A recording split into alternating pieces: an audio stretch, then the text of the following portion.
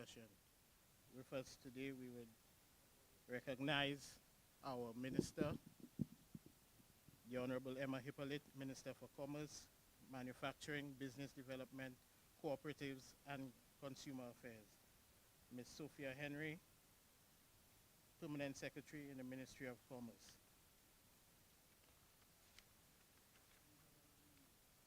We'd also like to recognize members of the Cannabis Task Force, members of the panel, Mr. Martin Gelsma, Director of Drugs and Policy for the Transnational Institute, Dr. Stephen King, Consultant Pathologist, Mr. Andre DeCaries, Dr. Marshall Emmanuel, Ms. Vicky Hansen, Caribbean Coordinator for Cannabis Fair Trade, and Ms. Heather Aziz.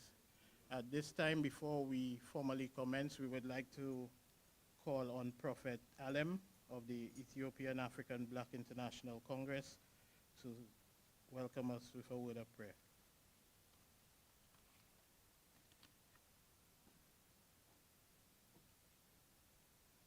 Yes, blessed love to one and all. Please stand, give thanks. Holy Manuel I, Selassie I, Jah, Rastafari, God and Clarent and take glory be to our Father and to the Son and to the Holy One of creation. As Jah was in the beginning, is now and ever shall be, Jah will without end, Selassie I, Jah, Rastafari, giving thanks, cutting and clearing, renting and tearing, giving thanks for the gathering, what a gathering it will be, giving thanks for life, cutting and clearing, giving thanks for all things that are good. Give thanks for the holy herb same way, and give thanks for everyone who's been here now and have been here before, giving thanks for life. Jehovah, Jah, Rastafari.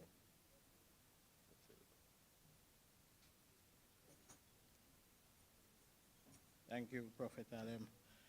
We will make a slight adjustment to our program and take the virtual presentations. But at this time, we would like to welcome the Honorable Emma Hippolyte, Minister of Commerce, Manufacturing, Business Development, Cooperatives, and Consumer Affairs to bring the welcome remarks. The Honorable Emma Hippolyte is also the Chair of the Cannabis Task Force.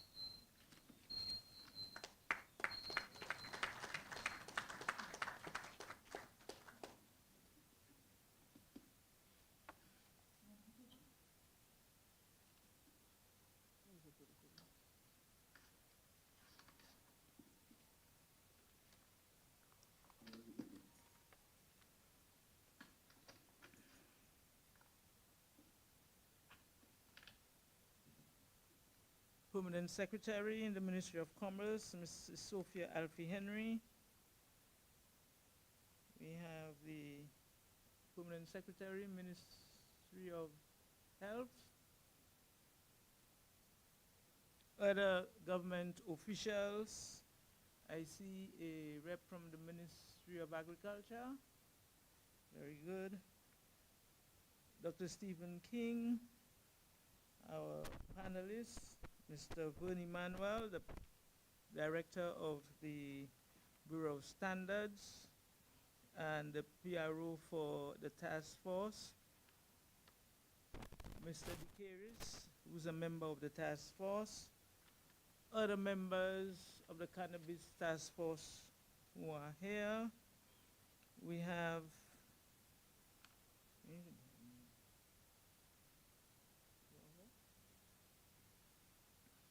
Mr. Martin Gelsma, Director Drug and Democracy, TNI. Mr. John Walsh, Director Drug Policy at the WOLA. Mr. Marcus Day, our drug policy expert and activist.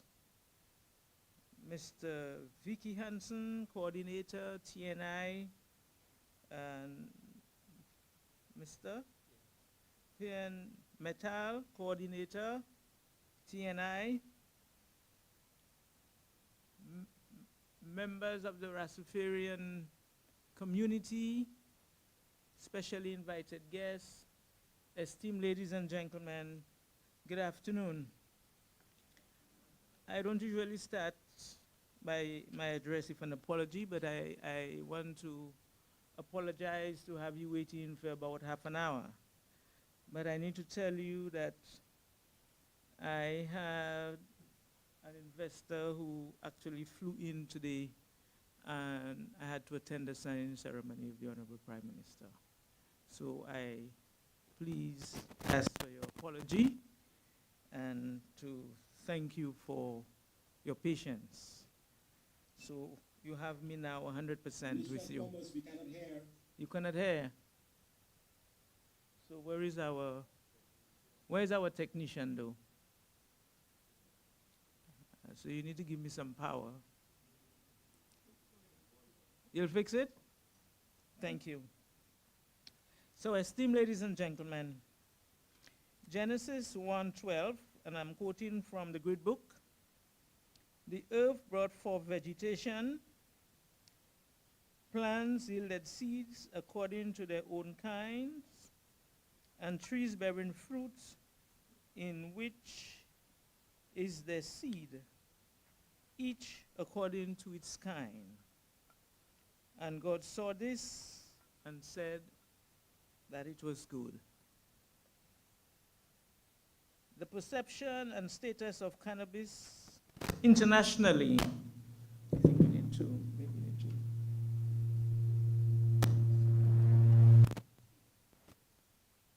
has been subject to pockets of reassessment and change over the last 20 years. Cognizant of this wind of change and the issues faced with the current regime, this administration, while vying for office, promised to examine and reform the legal posture towards cannabis. Immediately upon assuming office, we sought to make good on this promise. Fortunately, this cabinet of ministers did not have to start from scratch and benefited from the reports of the CARICOM Cannabis Commission and subsequent St. Lucia Cannabis Commission, which had in 2020 submitted a report advising on the revision of cannabis legislation and the legalization of cannabis in St. Lucia. This administration hit the ground running and shortly after assuming office, amended the legislative provision regarding the expansion of records for cannabis possession and the parameters for possession of cannabis itself.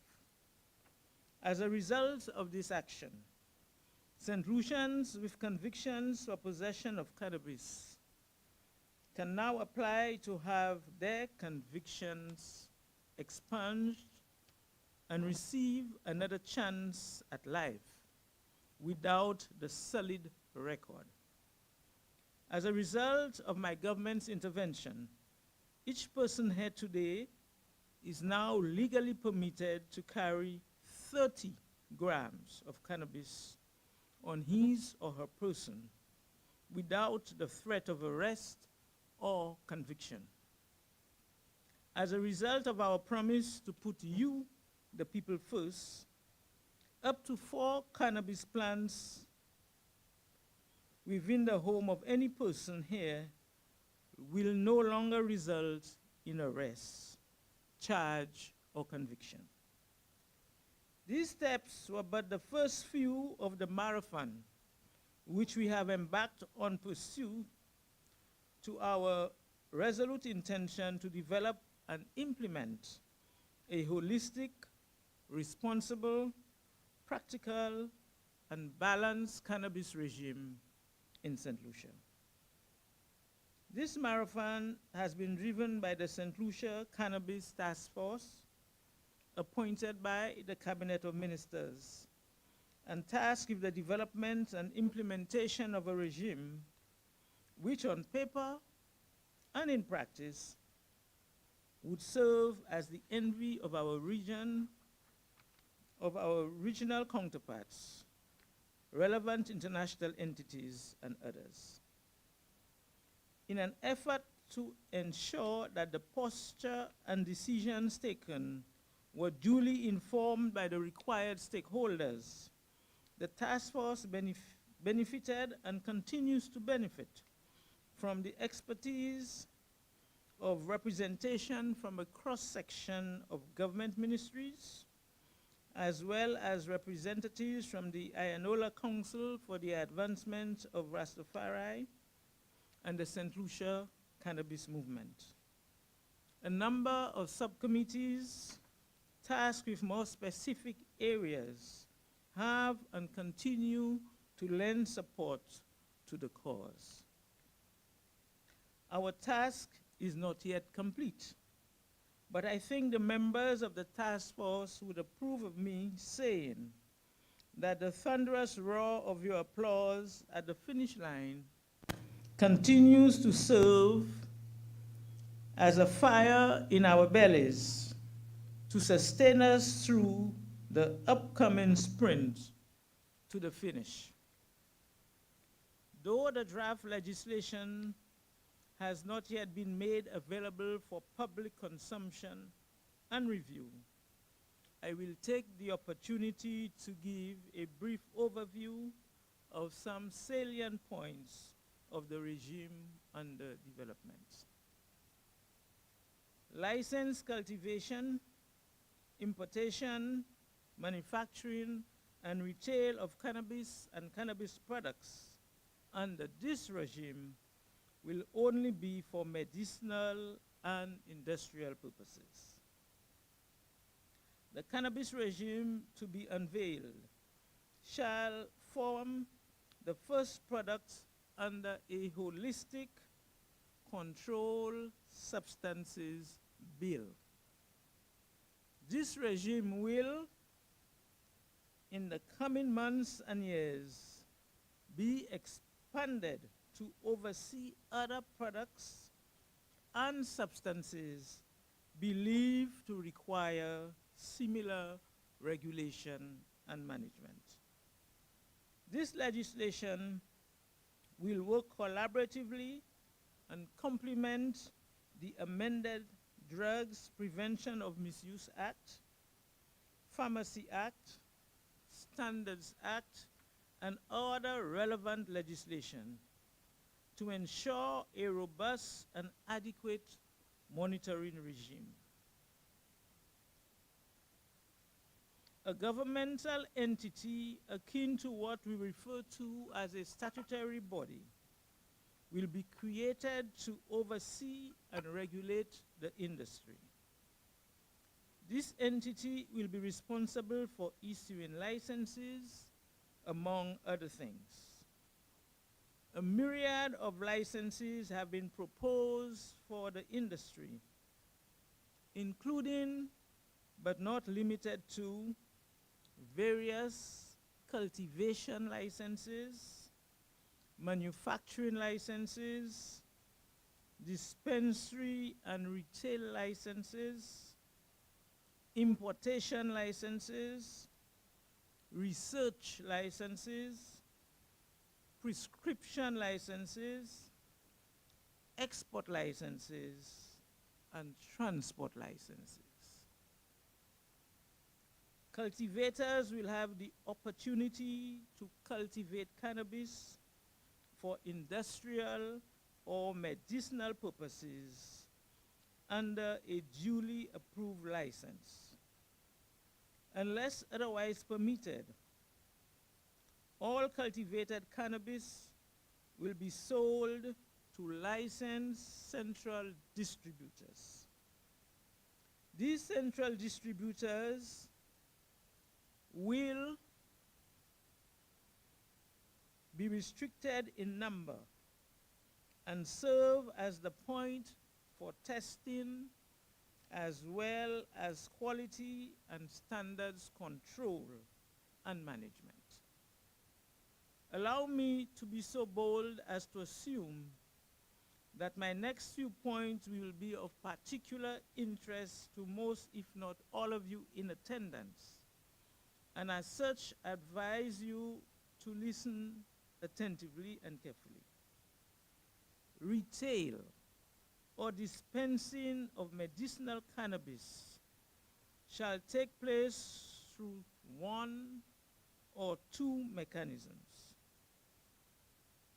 Class 2 medicinal cannabis shall require a prescription and will be obtained only from Class 2 retailers or dispensers.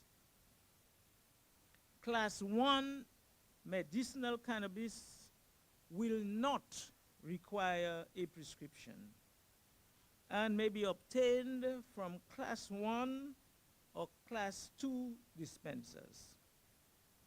Let me reiterate.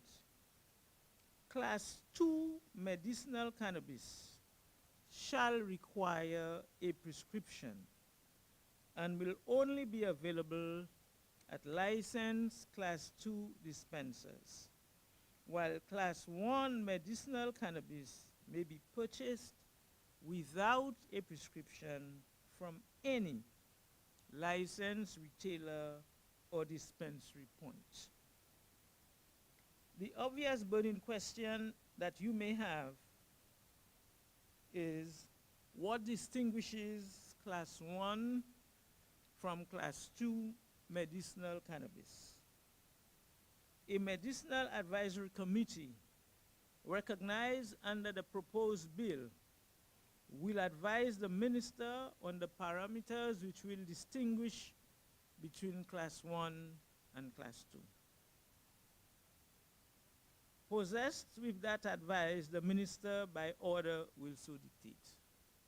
So one of the things we're going to have is an advisory committee, technical committee that is going to work and advise.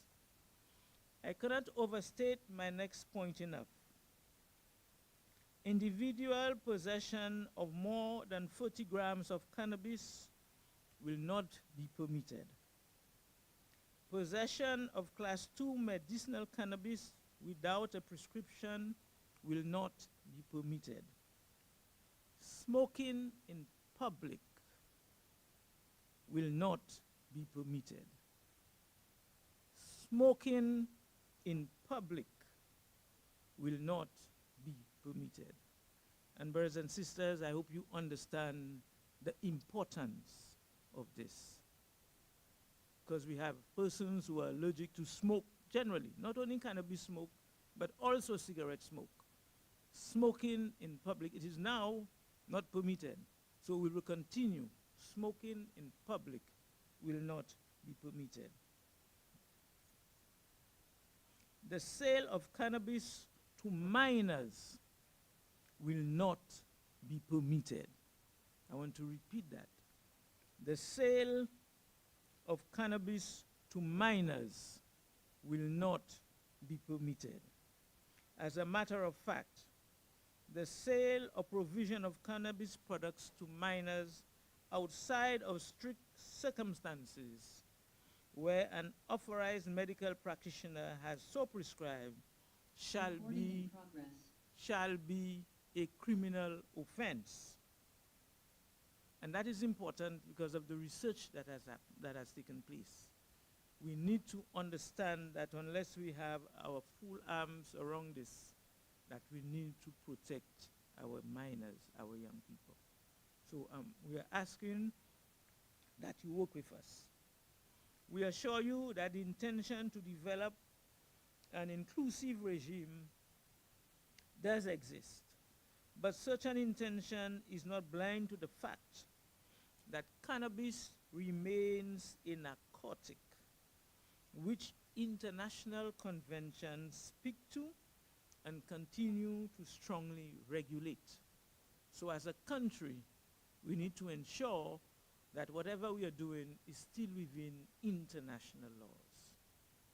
If we don't walk this particular straight line and don't adhere to international laws at the moment, we stand to run afoul of international law. And if we run afoul of international law, our banking system will be in jeopardy, our entire economy will be in jeopardy. So we have to take the steps that we are taking one step at a time. At the moment, internationally, cannabis is still a narcotic.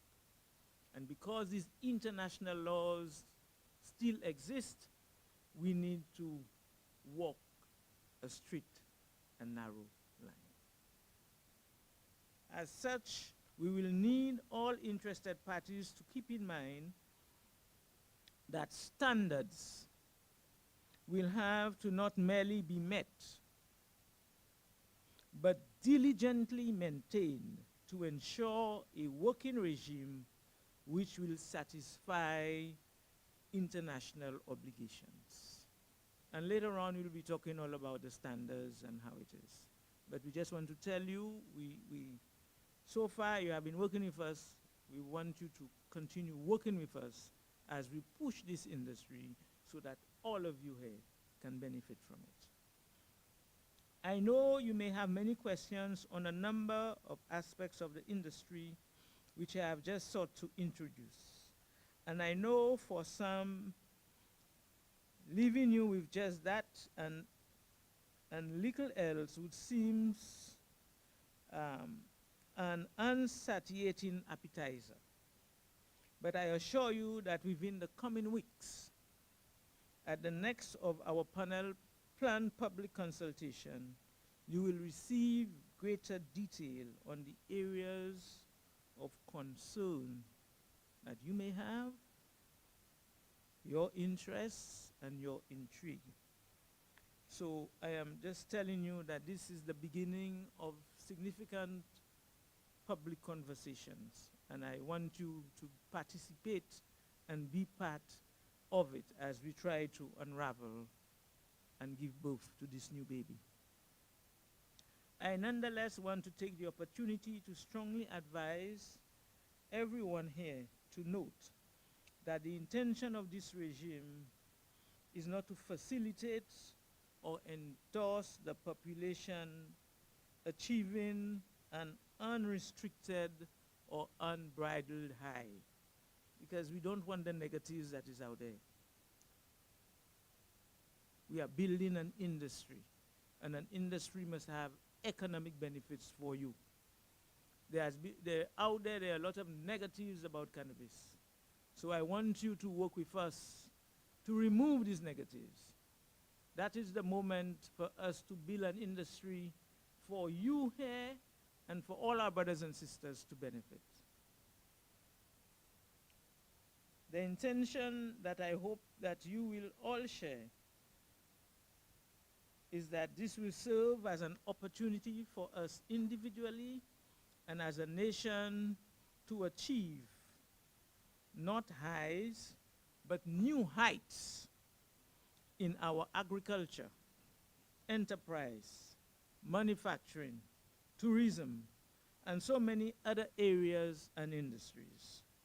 I want to encourage you to see cannabis not only as a plant that people smoke and consume to get high, but as a multi-dimensional, versatile, and multifaceted plant that can remedy and address medicinal and industrial and many other deficiencies in St. Lucia, the region, and the world.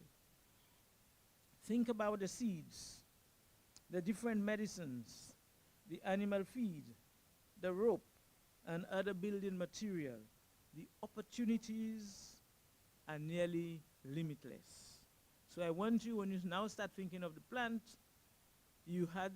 before that you have it as the use for sacramental and for smoking.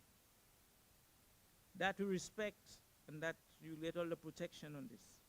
But you also need to see the plant as having significant other benefits for you and for the population. On that point, we have today brought together a panel of experts who will today present to you on matters surrounding the cannabis plant and the cannabis industry. On behalf of the government of St. Lucia and the Cannabis Task Force, I invite you to listen attentively, digest the information, comment when necessary, critique today and at our future consultations so that we are able to establish the best, the safest, the most responsible, and yet lucrative cannabis industry possible.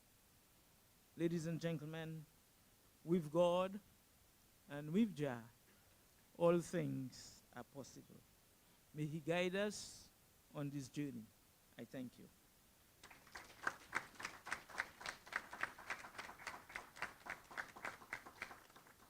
Thank you, Madam Minister, for these uplifting, highly anticipated remarks. At this time, we will go through a series of presentations, starting with Mr. Martin Gelsma, who is the Director of the Transnational Institute, and a presentation entitled The Transnational Institute, Who We Are and What We Are Fighting For. Welcome, Mr. Gelsma.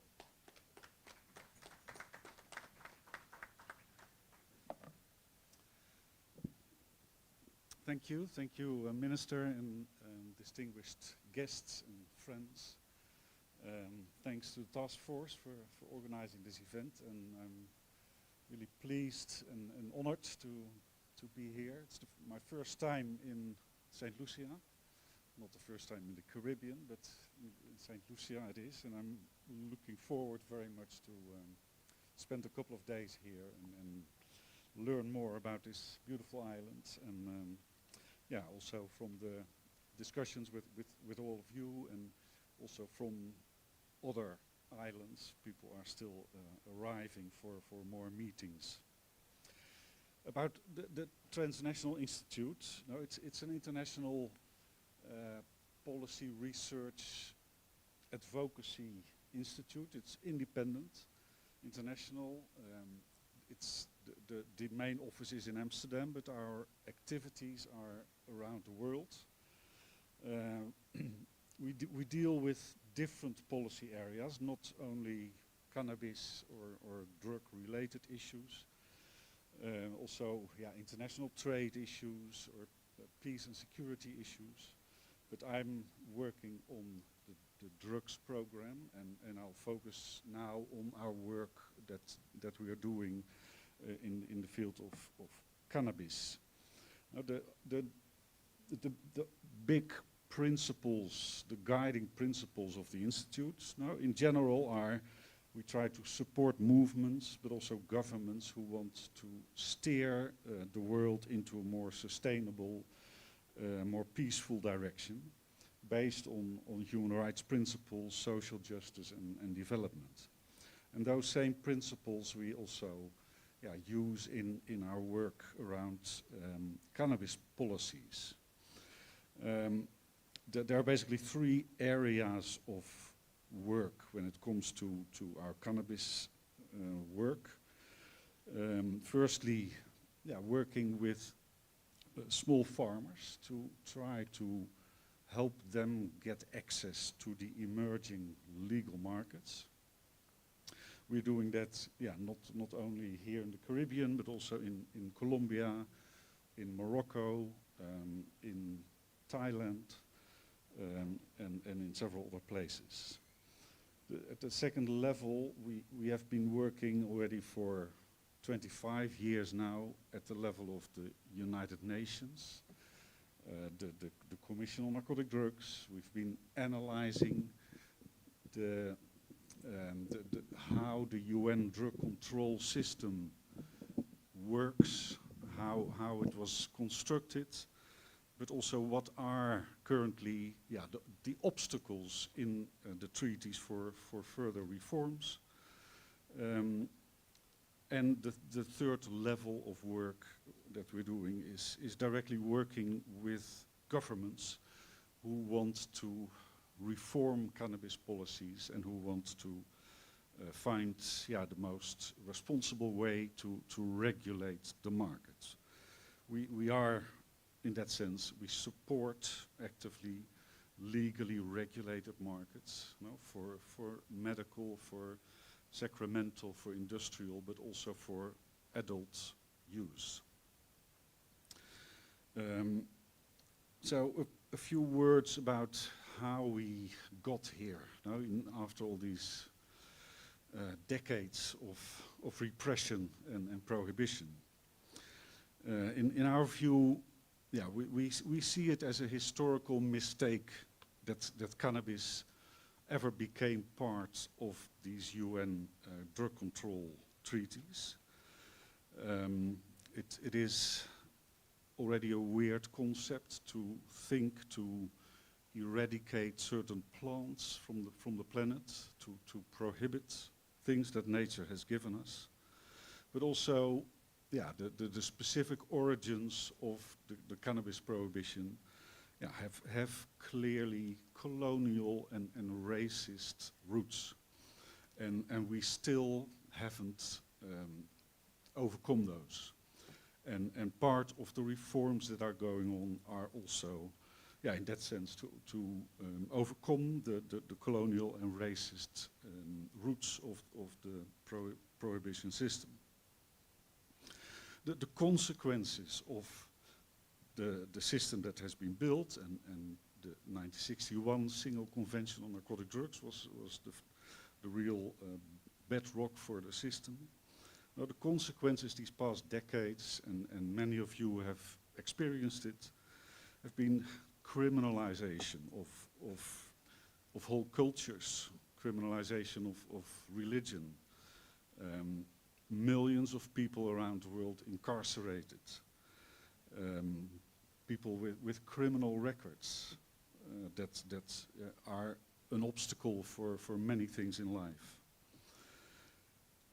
To reform this whole system that has been constructed over the decades at the UN level is a very difficult, complicated process.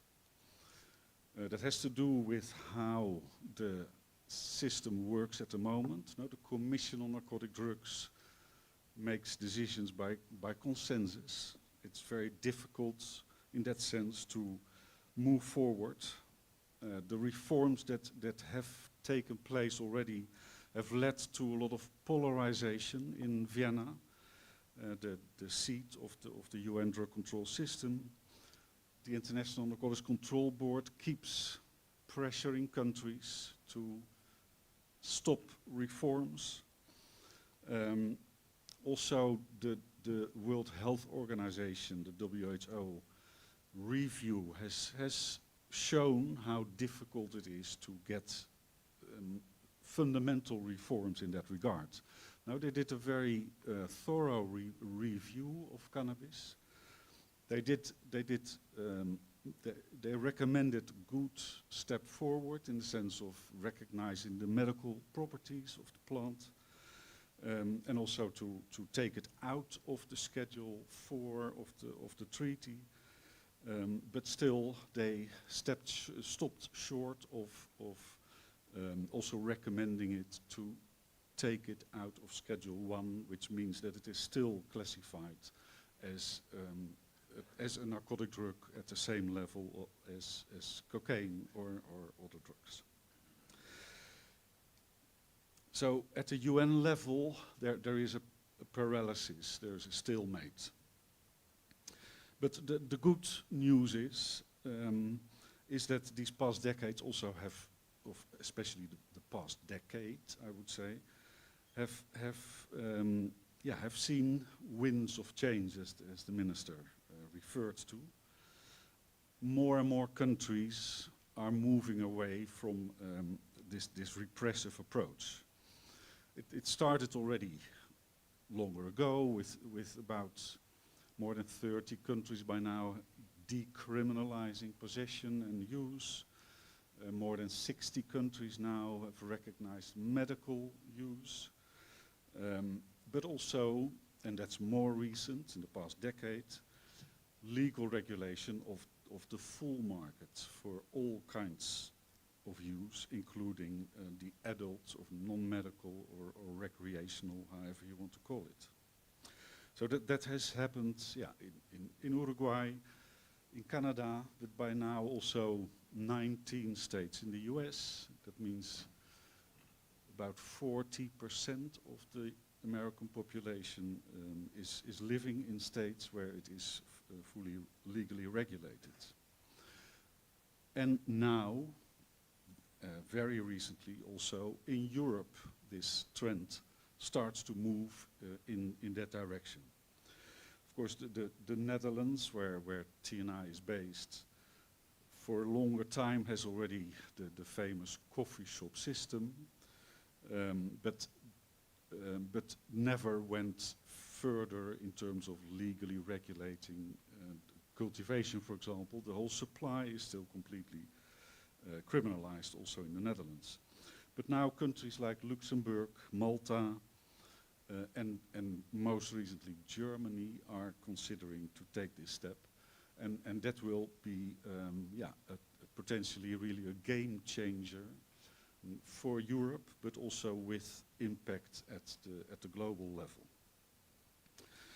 Also Mexico, of course, is already close to taking this step. In Colombia, the new government has announced also to work towards a fully legally regulated market. And in some of the countries in the Caribbean, of course, this discussion is also starting. All of these countries are struggling, exactly what the minister referred to, the legal obstacles that going beyond medical industrial means also problems, tensions with international law of the three treaties. And we also fully agree that maintaining respect for international law is important. But there are also possibilities and discussions going on how those tensions could be resolved in the coming years. Now, for now, those first countries who have already taken this step sort of, accept for themselves a period of non-compliance. Now, Uruguay argues it on the basis of human rights arguments that they think have more relevance than the drug control treaties. But there's also recognition that this period of non-compliance can only be a temporary solution, and that for the longer term, there have to be real solutions to get around these the violations or tensions with the treaties. And also on that issue, we are working closely with the countries that are struggling with those problems, talking about the possibility of reservations in the treaties or inter se modification agreements, that a group of countries among themselves can agree certain adaptations of how they apply the treaties among themselves. So those are not easy processes, but they are being discussed, and I'm also convinced that within a few years there will be breakthroughs in terms of substantial legal changes, maybe not in the treaties themselves, but in the obligations for specific countries.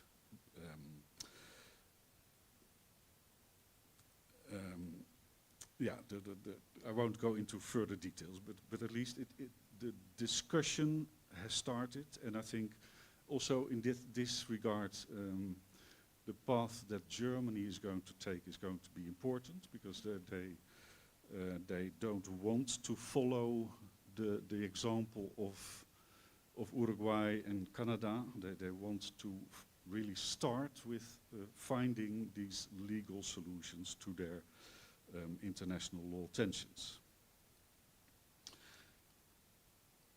A final argument to make now is that in spite of all these promising progress that has been made, and exciting things that are happening also here in the region, there are also serious concerns about the direction these emerging markets are taking at the moment.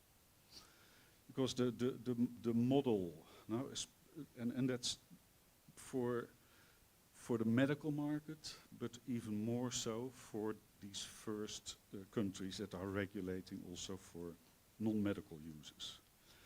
The concerns have to do with that the model that those countries are choosing now means that the cultivation more and more shifts from the traditional southern countries to the north, from outdoor to indoor growing facilities, and to more and more capture by big corporations, which leave,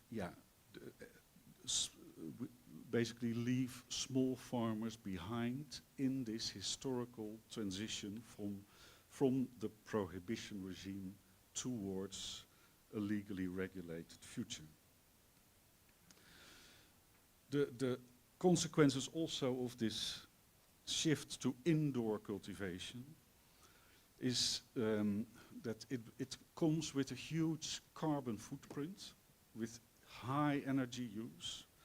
We've been trying, actually in a report that we are publishing today for the German case, we've tried to quantify how much it will take in terms of energy if the whole German market would be produced indoors domestically. And those are dramatic figures. It is a serious concern that needs to be taken into account. But Germany is also a good example in terms of the difficulty for traditional countries and traditional farmers to get any access to these markets. Because even for the medical market, Germany is already the biggest medical market as well. But the imports that Germany is doing right now is coming for 90% from Canada, from the Netherlands, from Denmark, from Portugal. There are only very small amounts that are coming from Caribbean countries or from African countries. And that has proven very difficult to meet the standards that are applied in Germany. And the fear is that this will only get worse in the case of the adult market that they are now preparing. No, they're preparing legislation for the end of this year. And the medical market in Germany is around between 40 metric tons a year. The adult market is estimated to be 400 metric tons. And the risk is that also because of those international law obstacles, because medical, of course, is still allowed under the treaties, so also international trade is more easy to justify. But just like Uruguay and Canada have done, or the US states, until now, no import possibilities have been allowed. And in Germany, this is a discussion that is going on right now, because they haven't decided fully, but several are arguing that the best solution would be to allow only domestic production, which will be mainly indoors, with the consequences that I already mentioned. Of course, for indoor production, of course, gives the best way to fully standardize the production, to meet the highest types of standards, which, especially for the medical market, are important. But at the same time, it's also a myth that basic standards cannot be met by outdoor growing, including also by smaller producers, smaller farmers. There are the GACP standards, there are also WHO standards for medical plants. There are basic standards that of course have to be applied, products have to be certified, etc. But it is a myth that it is not possible and that the only way to give protection to consumers is to have it produced indoors. So to finish, a few conclusions, also more looking at the Caribbean. For the Caribbean, I think, because most of the reforms so far have, of course, focused on the medical, on the sacramental and industrial use.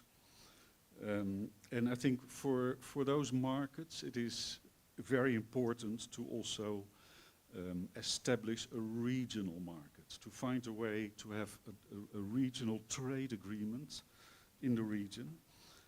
Also because the access to the international markets is more and more difficult and more saturated by bigger companies producing in the north. So it is not easy to, also talking about economic benefits, to have high expectations about what those markets can bring for the region in terms of exports outside of the region.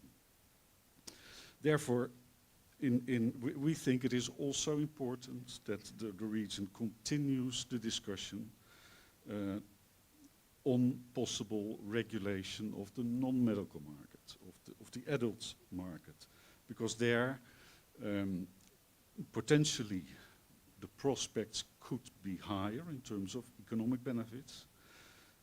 But also if the region waits too long to also take steps in that direction, while all around the region,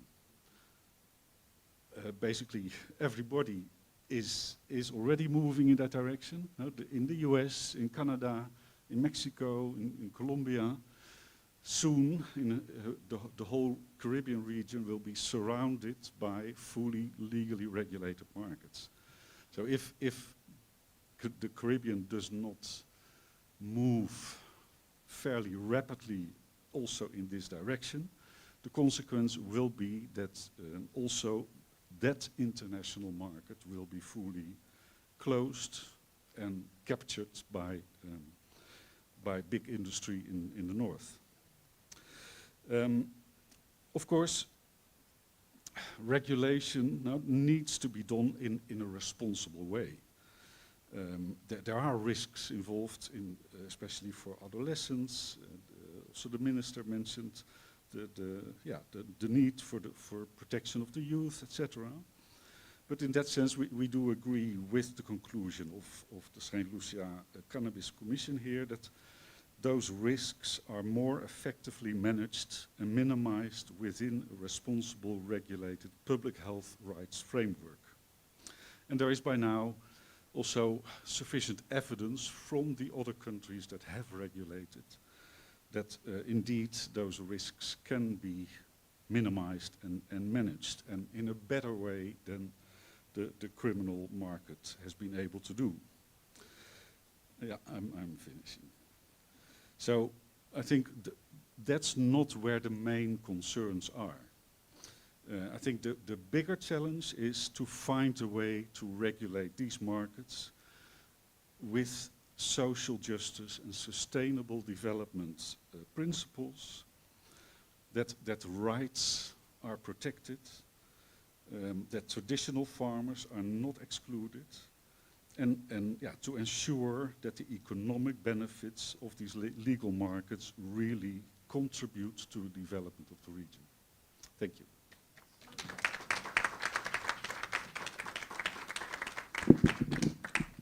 Thank you very much, Mr. Jelsma, and setting the context of where we are internationally and what we are fighting for. At this time, we will have our second presenter, consultant pathologist, Dr. Stephen King, and his presentation would be Cannabis in Mainstream Medicine.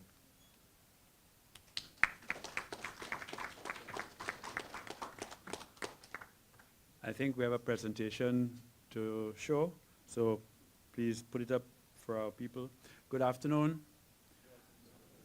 It's good to be with you, and what I think and I hope is a new and better way. Cannabis, there it is. It's just a plant. It has seeds, has leaves, has flowers, it has stems, it has roots. It's just a plant. It's got chemicals, yes, and we'll talk a little bit about what those chemicals can do. Do I control it from here? Let me see. Well, you know, technology, eh? What do I press to move it on? On the side? Point it at that screen there, and I press which one? There we go. Okay. What I'm showing you here are two neurons speaking to each other, our nerve cells. Most of the chemicals in cannabis affect two main systems, affect many systems, but two main systems when it comes to medicine that we are concerned with, the neurological system and the immunological system. We have in our bodies what we call an endocannabinoid system, which is our own cannabinoids that we produce. So it's a very powerful system. It's a system of regulation and control. So what happens is every time neurons are speaking to each other in their chemical interactions, what you will find is endocannabinoids are produced to slow down and control that communication, because you don't want neurons constantly arguing or constantly shouting at each other. So that's what the endocannabinoid system does. It also does it with the immune system. So here we have all our immune cells, and they're reacting and causing inflammation, etc., in reacting to various things. The endocannabinoid system also will suppress those actions. Now, of course, when we take on board cannabinoids, they will mimic that. So, no, yes, no, maybe. Oh, there we go. There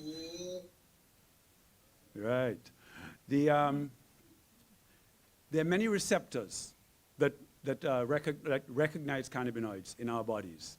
There are the CB1 receptors, CB2 receptors, TRPV and TRPA, a whole host of receptors.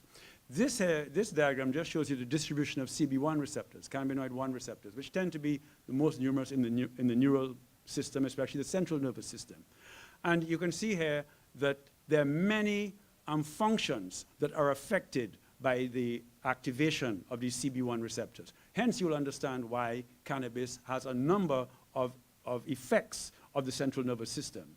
Some of those are beneficial, some of those are adverse, depending on the context of the person, what's going on with them, and what they're trying to achieve. And just to show you why does cannabis that we take mimic our endocannabinoid system. There's the brain's chemical. One of them is called anandamide. The other one is 2-AG. And there is THC on the other side, the purple one. And you can see how similar they are in terms of their molecular configuration. So it's easy, like a lock and key into the receptor, which is why the THC will stimulate the CB receptors just like anandamide. And it's similar for other cannabinoids. So it's a complex process, right? So that is one of the reasons why there has been a lot of controversy, apart from the politics and the racism and the economics and the commercialism that has distorted the conversation with regards to cannabis, but also the very cannabis itself, because of its the complexity of the plant and the complexity of us when we interface with the plant. And so that has caused a lot of, shall we say, debate, because the root the configuration of the chemicals, the entourage effect, how much THC to how much CBD to how much CBG to how many terpenes are there. The whole entourage effect will change the impact of particular set of cannabis on a particular person. Our own context and our own biology, our own makeup. If you use cannabis in one place versus another, you will have it may have a different impact on you. Now, cannabis has been with us from in fact, the dawn of time. It has been a medicine for well over 6,000 years. So human history and human experience has clearly shown the medical use of cannabis. And there's little debate, I think, from historians on this. The United States in 1942 did remove it from the pharmacopoeia, and it is in those early years of the 20th century that cannabis, the historic mistake that we heard about earlier, was made. Currently, however, even the FDA has come around to recognizing the medical benefits of cannabis, and drugs like that have nabilone and dronabinol, Epidiolex, all of them have all now been FDA approved. And there are others in Europe, Sativex and so on. They are both synthetic as well as extracts that are being used in a pharmaceutical way. So the world has already moved on this matter. It's relatively recent that the endocannabinoid system was actually identified in 1964. The CB1 receptor in 1988, and the whole system in 1995. So it's part of the science and our understanding of the science is still relatively new. That long paragraph you see there just shows you how widespread are the receptors and how widespread are the impacts of the cannabinoids. There have been studies upon studies upon studies on cannabis. You can go back to the Indian hemp study in 1893, and there are numerous studies. The IOM was the Institute of Medicine that actually was part of the National Academies of Science, which is what it is right now. But there have been numerous studies on the social impacts, the regulatory impacts, how we should be doing it, the medical benefits, the medical impacts, the adverse effects. It has been studied a lot. There are two studies, 2017 and 2018. One is not really a study, one is a report, which is the CARICOM Commission on Marijuana. I would recommend that be in your library, because that is a very powerful document. The other one is a 2017 document from the National Academies of Science on the health effects of cannabis and cannabinoids, the current state of evidence and recommendations for research. That is a very good document, and it's one in which I'm going to draw most of what I'm talking about, because it was the few documents that looked at all the evidence and all the various papers and tried to come up with where there was strong evidence for certain effects of cannabis. And this is really taken more or less from that report. So where has cannabis been shown to be of significant or conclusive use? Chronic pain, nausea and vomiting, muscle spasms, especially in MS, anti-inflammatory. It has also been shown in sleep disorders, in seizures. You may remember a whole series of documentaries with Sanjay Gupta on CNN, and he was talking about Charlotte's Web, and I mean, it was really the anti-seizure impacts of cannabis that impressed him, especially with Dravet syndrome and Lennox-Gastaut syndromes, which are really horrible seizures that are genetic conditions that create these horrible seizures, and cannabis was shown to be very effective at controlling those seizures. But it is used for all seizures, in fact. There were areas where they said there was some limited evidence, although our own UWI very early showed that cannabis was useful for glaucoma. And I mean, I think Canasol is their product that they developed. The Diagnostic and Statistical Manual for Mental Disorders does list cannabis problems, mental health problems, cannabis use disorder, cannabis intoxication, cannabis withdrawal, psychosis, amotivational syndrome. So there is no doubt that we've also shown that cannabis can have adverse mental health effects. And it depends on as I said before, it's a complex and sophisticated plant in a complex and sophisticated system, namely our bodies. So it's not surprising that it is not an easy road to travel. But here's what the National Academy of Science report said there's conclusive evidence of, that cannabis can cause psychosis, especially in susceptible individuals. And they even go as far as saying certain genetic predispositions might be there. As a rule, if you have cannabis psychosis in your family, I wouldn't advise you to use cannabis. But there are other issues, low birth rates of children, motor vehicle accidents in terms of intoxication with cannabis, and driving. Chronic bronchitis, however, not so much COPD, which is interesting. It can cause bronchitis, but it does not seem to have the same impact in terms of COPD, but we'll come back to that. Immune suppression, because remember, as I said before, it is an immune modulator. It suppresses the immune system, so it's not surprising that it does have an immune suppressive effect. And there's limited evidence of I mentioned COPD. However, I would remind our brothers and sisters of our own St. Lucian experience and our own St. Lucian study. When out of the Victoria Hospital emergency room and in the wards, review of data, which has been published, showed that the mixing of cannabis with tobacco was actually associated with early COPD in our country. And this is a common practice in our communities, and it's a practice which we should cease and desist. If you use cannabis by itself, and if you're going to use tobacco, use it by yourself. Don't mix them, please. But in terms of order of what causes COPD, what we found was mixing of tobacco and cannabis was associated with early onset COPD. Tobacco by itself, later onset COPD. Cannabis itself, we did not see a high level of COPD with cannabis alone. Substance abuse. The gateway theory. You often hear people talking about, why we don't use cannabis, or why we say cannabis should not be used is because if you use cannabis, you'll go on to cocaine and other drugs. Well, the gateway theory has long since been debunked, and really the theory of substance use and abuse is a common liability theory, meaning that I have the problem and I seek out the solution in a substance. It's not the substance that has the problem, okay?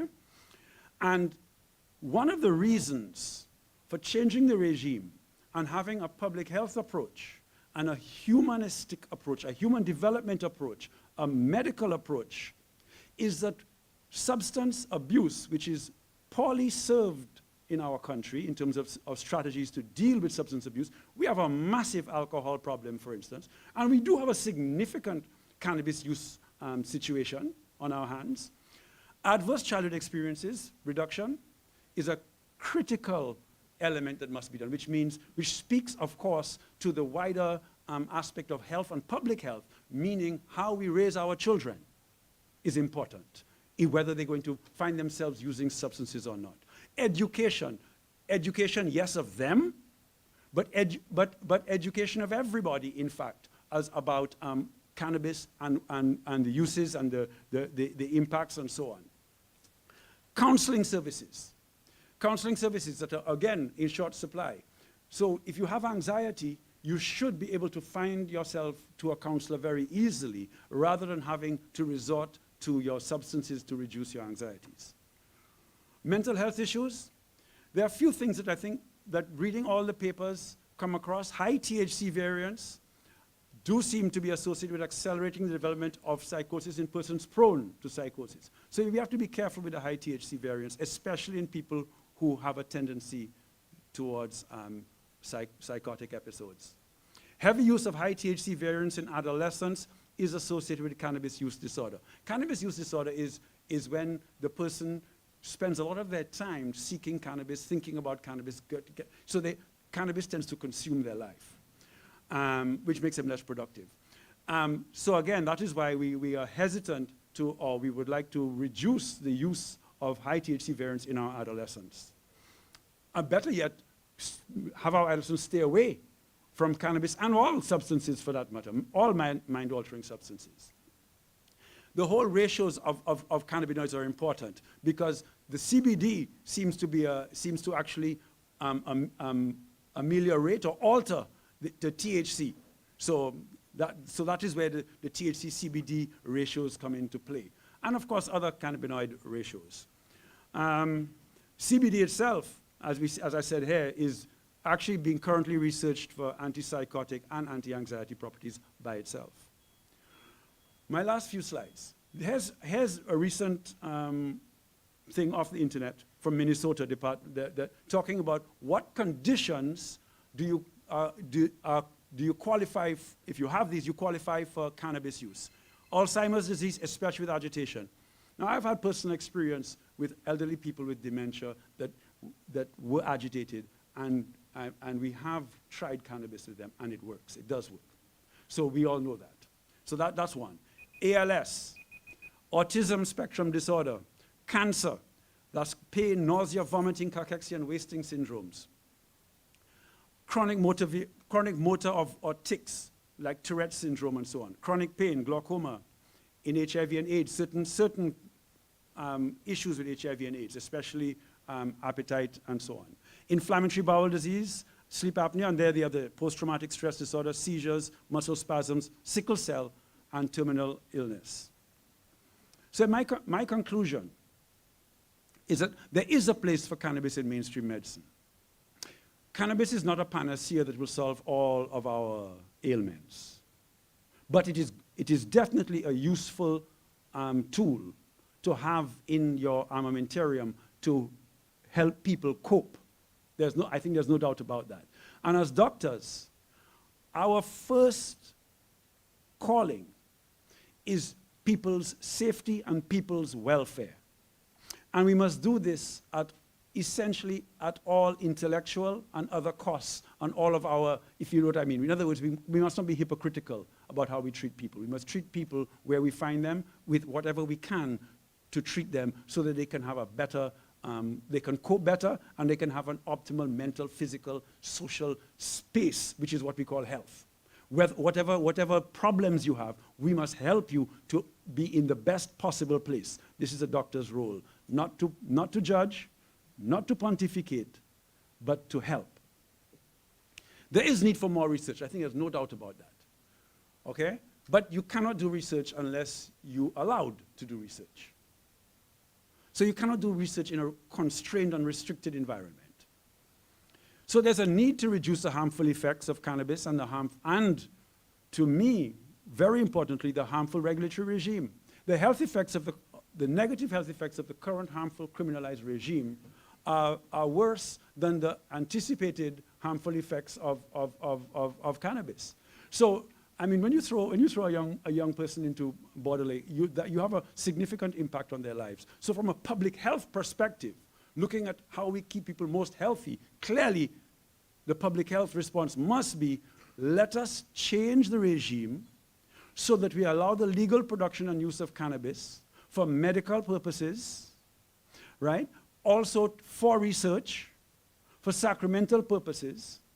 I would also say for recreational adult purposes, because I do think that is also important, right? And of course, we can control it so we don't have the youth. We can control the youth use. We can control the types of cannabis products that are available. So we can make the drug itself or the products themselves safer.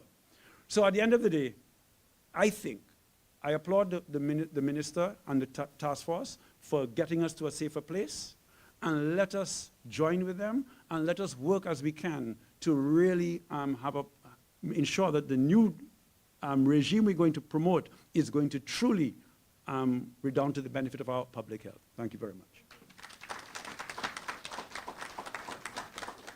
Thank you very much, Dr. King. At this time, we will have our third presenter, Mr. Andre DeCaries, who will present on cannabis, the industrial elephant in the room.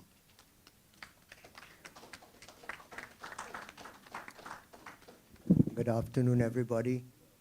Thanks for coming. It's a pleasure being here. It has been a long journey. Actually, it started with industrial hemp 24 years ago. And we've come full circle where I'm now presenting on industrial hemp, even though I smoke ganja every day for 46 years. But let's focus on the industrial hemp. I have a PowerPoint presentation. Which one did you use? While just pressing the big one over there, on the right-hand side. But I don't know if you're changing over there. Yeah, so in 1998, Mr. Bain and myself submitted an industrial hemp proposal to the then SLP government requesting permissions to conduct research trials with industrial hemp. Because we knew back then that the law was draconian, and as ganja smokers, we were being discriminated against and demonized. So we knew it was right that we had to change the law, but to give people to buy into that at that time, we thought that, okay, let's use industrial hemp, which is not a narcotic, to ease the people into loving the cannabis plant. So we submitted this proposal. And basically back then, our coconut industry was failing because they had negative propaganda talking about coconut oil being bad for cholesterol and unhealthy for you, and it crashed our copra industry. And we had about over 200 people working in the copper factory in Soufriere, and it has been closed for 2 decades. And we never re-emerged from that assassination. But during that time, we suggested to the government that maybe we could diversify, and instead of using coconut oil for cooking and buying into the whole cholesterol thing, maybe we could get into a body care line. Soaps, shampoos, conditioners, body creams, and such, using coconut as a base, the oil as a base, and using cold press cannabis oil, hemp oil, as the active ingredient for all the products, and that we would be able to have it in our hotels. We would have local production, and we would have for export. Well, anyway, they didn't take our advice, and the coconut factory is still a derelict monument of, I guess, lacking pro-action. And as a result, we don't longer have a coconut industry. And now, the same people who came out with the propaganda, we could actually buy coconut oil from the United States. So, and now our industry is dead. It also happened with the cannabis, where they had the weed eater program, and they had destroyers in the Caribbean waters sending helicopters to destroy our cannabis. And now the USA has all the best cannabis. So it's kind of ironic. Anyway, so just talking about the possibilities of what we could do here with industrial hemp. Again, the body care industry is still a viable industry. And we do see some local producers who haven't waited for the legislation to take place. You could see some of the products that we grow, that we're doing here now, value-added products that are not getting you high, but are used for skin care, body care, hair care, and stuff like that. So that is still possible because we still can get coconut oil. We have aloe vera, and we could come up with our own body care line. So I believe that there's an opportunity not only for large-scale manufacturing, but I think the cottage industry is a viable industry here. They have a lot of young women and young people who could get into this, because we see kids coming out of school, and what options are there for them? Every year, thousands of kids come out of school. Are there jobs for them?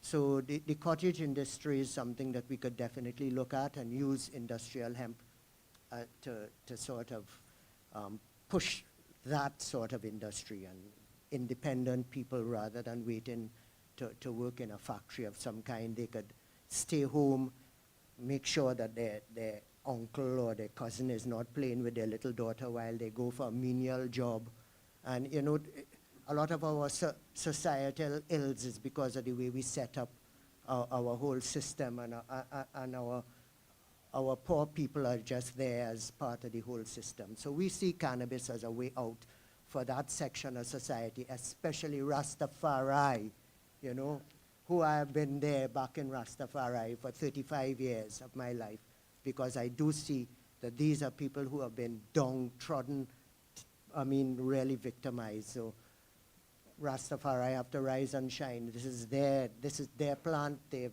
Peter Tosh, Bob Marley. It's time for Rastafari to rise and shine. So these are just some for people who are not familiar. The hemp plant, especially when you're using it for fiber, could actually replace a lot of stuff that timber. We cut down forests, and we could actually use that. And it's also great for carbon. We talk about our carbon footprint. And this is one of the crops that we could use for climate change. The more that we grow it, if we plant it all around the world, it would help us with our CO2 capture. So it has a multi-purposes there. This is just some people harvesting it. They actually have new mechanical tools that you could harvest. It used to be done a lot by hand labor, but now they have machinery that can actually harvest, make the operation a lot faster and more productive. Many things can be done. Beers. I remember 10 years ago I was in London, Camden Market, and there I was drinking cannabis beer, and we have a big brewery here, I encourage people, I think, like I say, the cottage industry, we could look at microbreweries and people coming up with their own cannabis beer. We know we have the spice rum.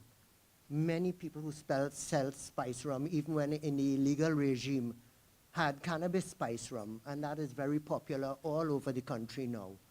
So these are products that we could actually start making right now, because it's already there. Again, the body care products, the oils, we have the raw materials.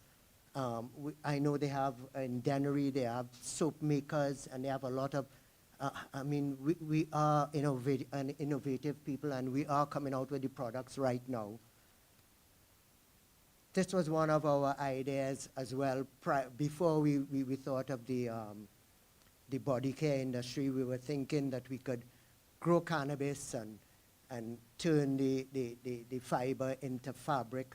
But when we checked it out, the loom cost so much, and you'd have to build a factory, and just economies of size and scale, we were advised that wouldn't really work.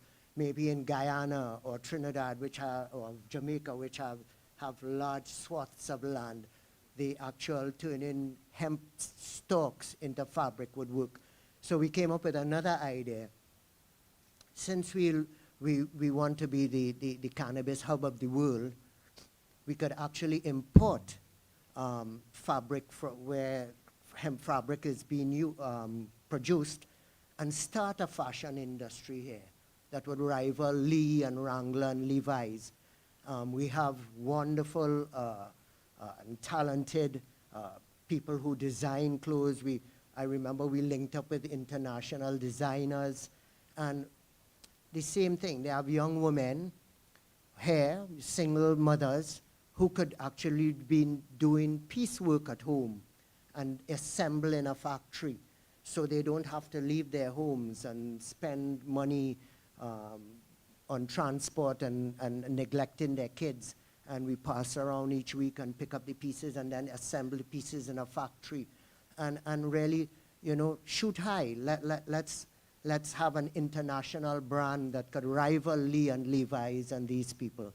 So the fashion industry is also something that we could get into, and that it can be a reality. Also, too, now what we've seen, there's a food crisis that's coming, and it's not only because of COVID, cause of supply chain problems, but also climate change is destroying crops around the world. And there's going to be an upcoming famine in many places. It's already predicted. And we eat chicken here more than anything. And to actually grow chicken, you need to import the raw materials in the mill and feed your chickens. Well, right now, I just read a study that chickens actually fed the hemp plant do much better than the feed. So hemp can also be a feed for poultry. And not only that, now I would love to see the poultry expand because the price of fertilizer now has almost doubled. It's now for a 25 kilo bag, it's $116 for NPK, 16824. Chicken manure is high in nitrogen. And if we have enough chicken manure and compost and stuff, we could go organic, not rely on imported fertilizers. So having feed to feed the chickens that would produce eggs and meat for us, as well as manure, would be a real integrated agricultural system. So we could definitely look at that as feed for animals and actually get to be food independent. And you could see the many products that we could make. Hemp flour. We eat so much bread here. And Ukraine, Russia, Canada, the United States are large producers of wheat. And we import all our flour. So apart from hemp flour, we could have wapare flour. They have so many ways of getting flour, and then we'll have to be able to use this flour to create bread that would sustain our demand. You know, everybody eats bread every day here. It's a big item for breakfast. But another thing that really causes social ills in places where they have a lot of poverty is that lack of housing. So you have young couples living under their granny and everybody, and you can't be with your doo-doo. You know, we have to give young people an opportunity to live and give them the freedom to be together, because there's social ills that we really need. So we need good low-cost housing. There are people there that, you know, they have hempcrete. We could use this to create low-cost housing, our own building materials. So hemp fiber board. And the structures are actually hurricane-proof from the research that we have done. And in these times of climate change, we want to know, okay, it's hemp, it may not be concrete block, but would it withstand a Cat 4, Cat 5 hurricane? And apparently it does. So that's another option for building materials. And I think this would be a great area to get involved in. I mentioned the hemp seed, but also the plant is a magnificent plant in the sense that it removes toxin from the soil. So in our banana cultivation, we have actually applied tons and tons of agrochemicals, not only fertilizers, but miral and mocap and vidate. And the soil is a living organism. And we, in our effort to produce high yields, we cut off our nose to spite our face. And now, if we are going to grow organic and if we are going to grow medical cannabis, there must be no phytotoxicity in the end product. So maybe we may have to plant fields of cannabis to remove the toxins. So it can work that way as well. For watershed management, especially where we want clean water for our households and stuff, we could use it in watershed management practices. And then again, for soil stabilization, the root of the hemp plant is also great. And we see now with climate change, you have torrential rainfall followed by drought. That torrential rainfall causes landslides. So we could also use it in a sort of an industrial manner, in the sense that we're using it for, what shall I say, engineering purposes. You know, so it's a very versatile plant. And I hope we embrace it here today. I think looking around the room, what has happened in other countries, you see it in the USA, is that the same people who are enforcing the law are now the ones running the industry, and that have pushed the major stakeholders out. Well, in St. Lucia, we have to make sure that Rastafari, who's been pushing it, special big up to Bongo Wisely. I'm not the one. He was the first man to actually have a newspaper article asking the government to consider legalization. Saw the article. And so I've come to support Rastafari in their drive to make cannabis legal and to actually make a living out of cannabis. But they have bald-head people there involved as well, who ended up in Borderley as well. You know, and even they're not Rastafari, they're ganja lovers too. So I do this for you all as well. You know, I see people who juggle on the side of the road, the man that I buy my herb from, in the legalized regime. Are we going to push him out? Do I have to get a medical cannabis card to go to my dealer, and he has to look at my card, and all I want is a 5-bag to get high? I'm not sick, I want to get high. You know, so just like people drinking their scotch, their champagne, their Hennessy, we must be able to do that. And sorry, I went into the high THC one, just because I love it. So anyway, thank you very much for listening, and let's hope we get good support. Thank you very much, Mr. De Keris.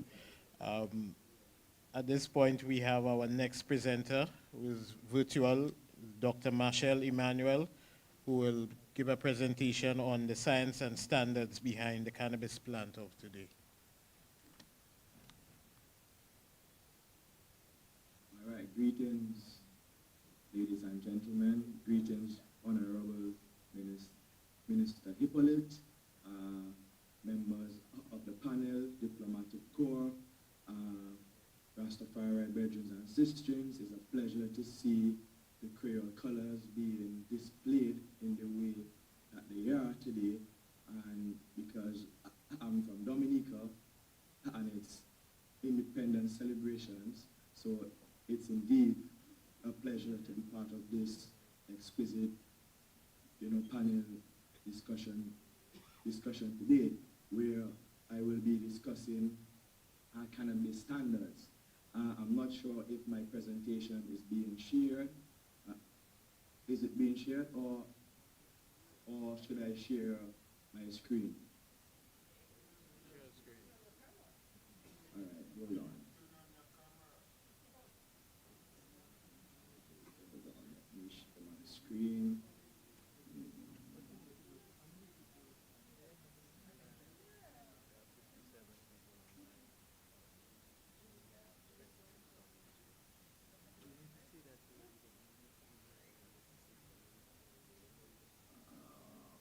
Share screen.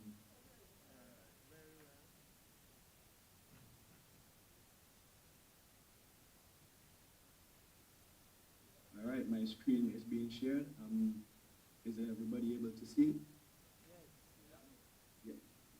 Yes? And is my voice being projected also? Okay, great. So my presentation today will be focused on the science and standards of commercial cannabis production. And before I start, I would just like to introduce the cannabis plant from understanding the cannabis plant does have an intrinsic relationship with human beings over quite a very long time. And because of this, we have many species of plants that basically contribute to human well-being in a very significant way. But here we have the cannabis plant that can provide you nutrition medicine, recreation, housing, and the list goes on. So, so, so how do we, within the Caribbean region, particularly in the islands, how do we structure a commercial industry from the cultivation of a plant? I'm not able to move my, oh, right. Introduction. So, the cannabis plant is an annual dioecious flowering herb. It has imperfect flowers with staminate male and pistillate female flowers. There is also plants that are monoecious, where you will see the male and female on the same plant. And these are referred to as, hermaphrodites. But the cannabis produces seeds which are technically called the fruits, and these fruits tend to be very rich in omega fat and other nutritional qualities.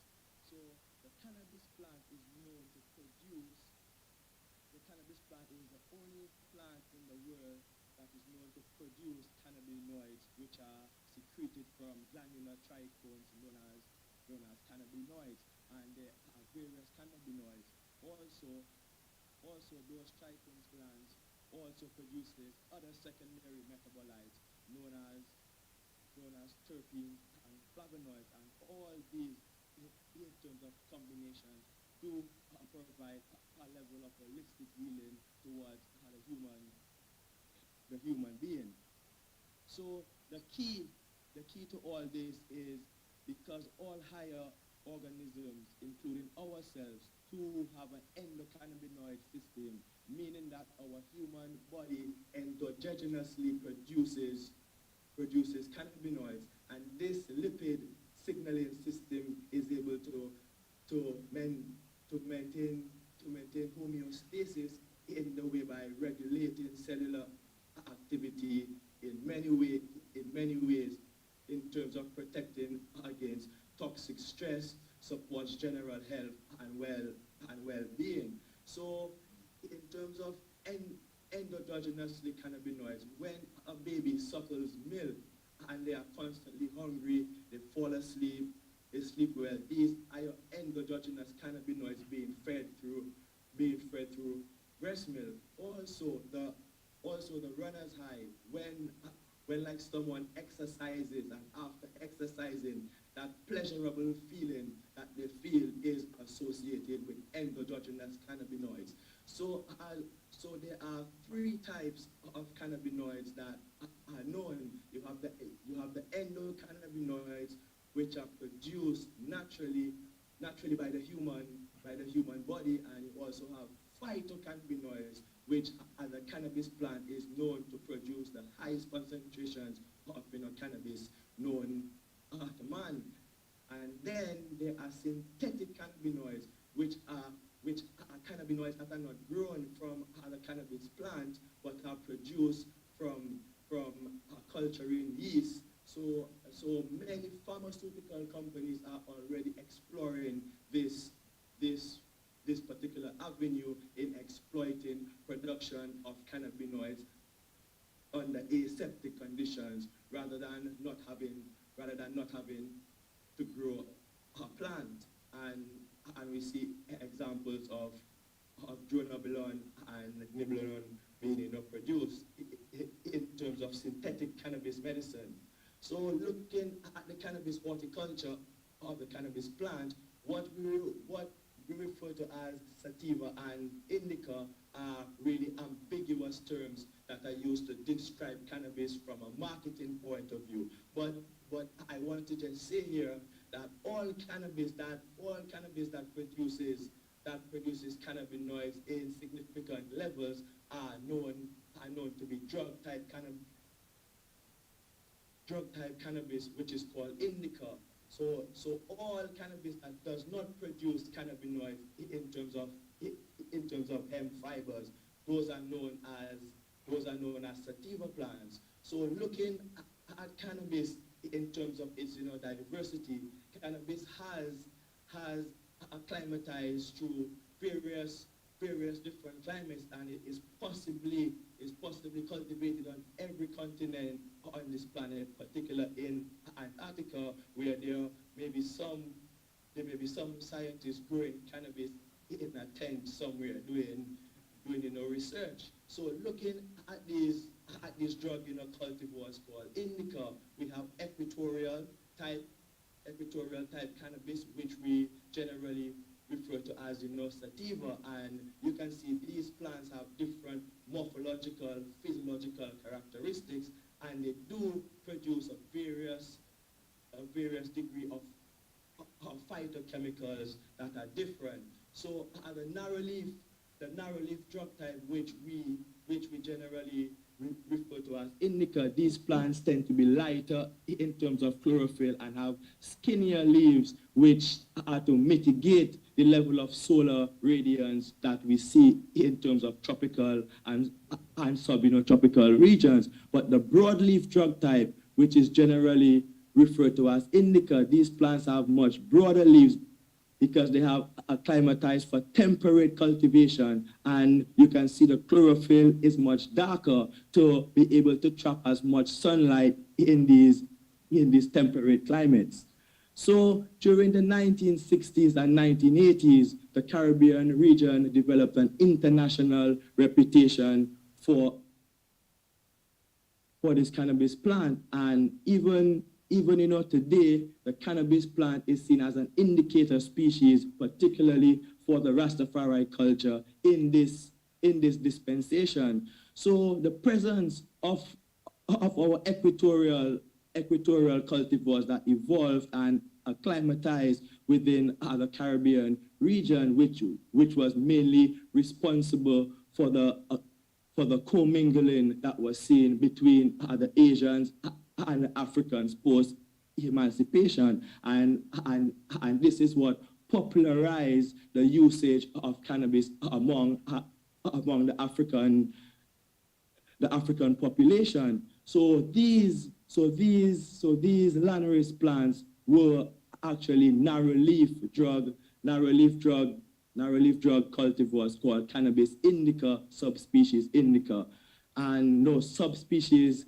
sativa, and these plants would generally grow to 9 feet tall and flower for 13 weeks to 17 weeks on sometimes. But fast forwarding to the late 1980s, early 1990s, when the Caribbean governments embarked on an intensive eradication effort, primarily sponsored by the United States government, we saw the introduction of indica or temperate cultivars known as broadleaf cannabis cultivars entering our jurisdictions. And these particular genetics had shorter flowering time, shorter internodes, denser buds, higher trichome densities, and what has happened, the farmers saw practical reasons for actually cultivating this particular species,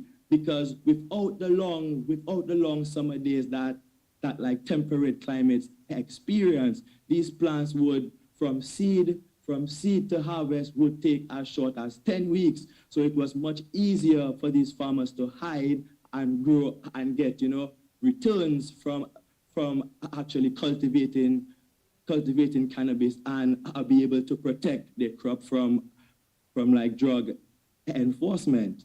So in today's world, where we have an unlimited amount of cannabis strains, this has been due to the process of hybridization. And hybridization is simply the cross of two varieties of cannabis to establish certain characteristics and phenotypes and hybrid vigor that a modern day user wants. So back in the day, a cannabis user would leave the euphoria to actually chance. So every spliff they smoke, every tree could actually give you a different euphoria, because the population that was actually cultivated is not necessarily stabilized. So today with conventional breeding conventional breeding, techniques, particularly back-crossing to stabilize particular phenotypes. We have seen where the modern-day user wants to be able to predict that, euphoria they feel. So the genetics can be replicated. The genetics can be replicated consistently. So these particular methods have imprecise and regular and require several generations of cultivating to stabilize these particular cultivars. But as we know, most of the commercial crops that we do consume are not necessarily in the wild type phase. If we look at corn, if we look at wheat, and we look at rice, many of these cultivars today are dominated by polyploidy, right? And in simple terms, to explain this, right, a polyploidy child who has an extra chromosome on chromosome 21 shows up as a Down syndrome child. But in plants, we use this to create hybrid vigor, meaning that we exploit the commercial aspect so we exploit that particular characteristic of the plant that we would like to see. So in terms of cannabis, we see where the polyploidy cannabis plants produce way more trichomes compared to the diploid types that we would have been accustomed to. And the reason for this is over the past few years, we have seen the levels of THC being increased significantly, where a traditional landrace cultivar would never pass 8 to 10, possibly 13% THC. But today, we have particular cultivars which are polyploidy that exhibit 27, 28, even 30% THC. So it is important that these particular cannabis plants do not get in the hands of adolescents who are willing to try cannabis for the first time, where they will experience very, very heightened euphorias. So polyploidies often have phenotypic traits that are distinct from its original wild-type plants. So there are 4 different types of cannabis seeds that are available. Well, 3 are available commercially, but the 4th is currently being produced, and it will be the future of commercial cannabis. So before I even go to the various types, I want to say that the level of disease prevalence that we see in our local germplasm needs definitely cleaning up via different techniques such as tissueculture. So if you are willing to cultivate cannabis commercially, it's going to be very difficult to exploit commercial yields from the level of inputs and the money which is used to grow all the fertilizer, the soil, and so on. So it is important that we understand, having an industry, we must ensure that the germplasm that we want to cultivate is clean. So cannabis seeds are in the form of regular seeds, and regular seeds mean that if you germinate the seeds, you will get a progeny of male and female seeds. And then we have feminized seeds, which through particular breeding, techniques, we are able to eliminate the Y chromosome and only produce seeds that are all XX. So from a commercial standpoint, you will have all female plants if you germinate these seeds. So think of it, you will be using less space, less labor, less input costs to get higher unfertilized cannabis flowers. And we have auto-flowering seeds, which there are not much auto-flowering germplasm that has been stabilized for equatorial cultivation. And these auto-flowering plants produce flowers not based on the fluctuation, based on the diurnal fluctuation, but they will just flower based on time. And then we have triploid seeds, which is possible the future of commercial cannabis seeds. And just to explain this, if you take a donkey and you cross it with a horse, you will definitely get a mule. And a mule is a triploid because it has an extra chromosome, gives it a different vigor. It's much stronger, but it cannot produce sexually. So a triploid cannabis plant would not be able to accept pollen, and the resinous trichomes will always be produced in a very high density, because if you know cannabis, the trichomes are produced in this sticky nature as a wind-pollinated plant to attract pollen in order to fertilize, to produce a seed. So we as cannabis growers sexually frustrate the cannabis plant to the point where it is never fertilized. So the medicinal value is of a higher proportion. So quality assurance and looking at testing, which is very important to maintain public health and safety and reduce the impacts of environmental degradation from actually cultivating cannabis. And we know the extent that people go to contaminate the environment by like using fungicides, pesticides, and and even synthetic fertilizers in a very persuasive way. So the development of standards and regulations in terms of the cannabis value chain is indeed paramount. So a cannabis consumer, may be medical, recreation, sacramental, would require a level of quality, consistency, and replicability in this modern day. So cultivators need to be able to differentiate quality by levels of contaminants. So post-harvest and storage are very important in maintaining quality based on storing these trichome glands to ensure that the terpenes, the flavonoids, and the cannabinoids are being protected.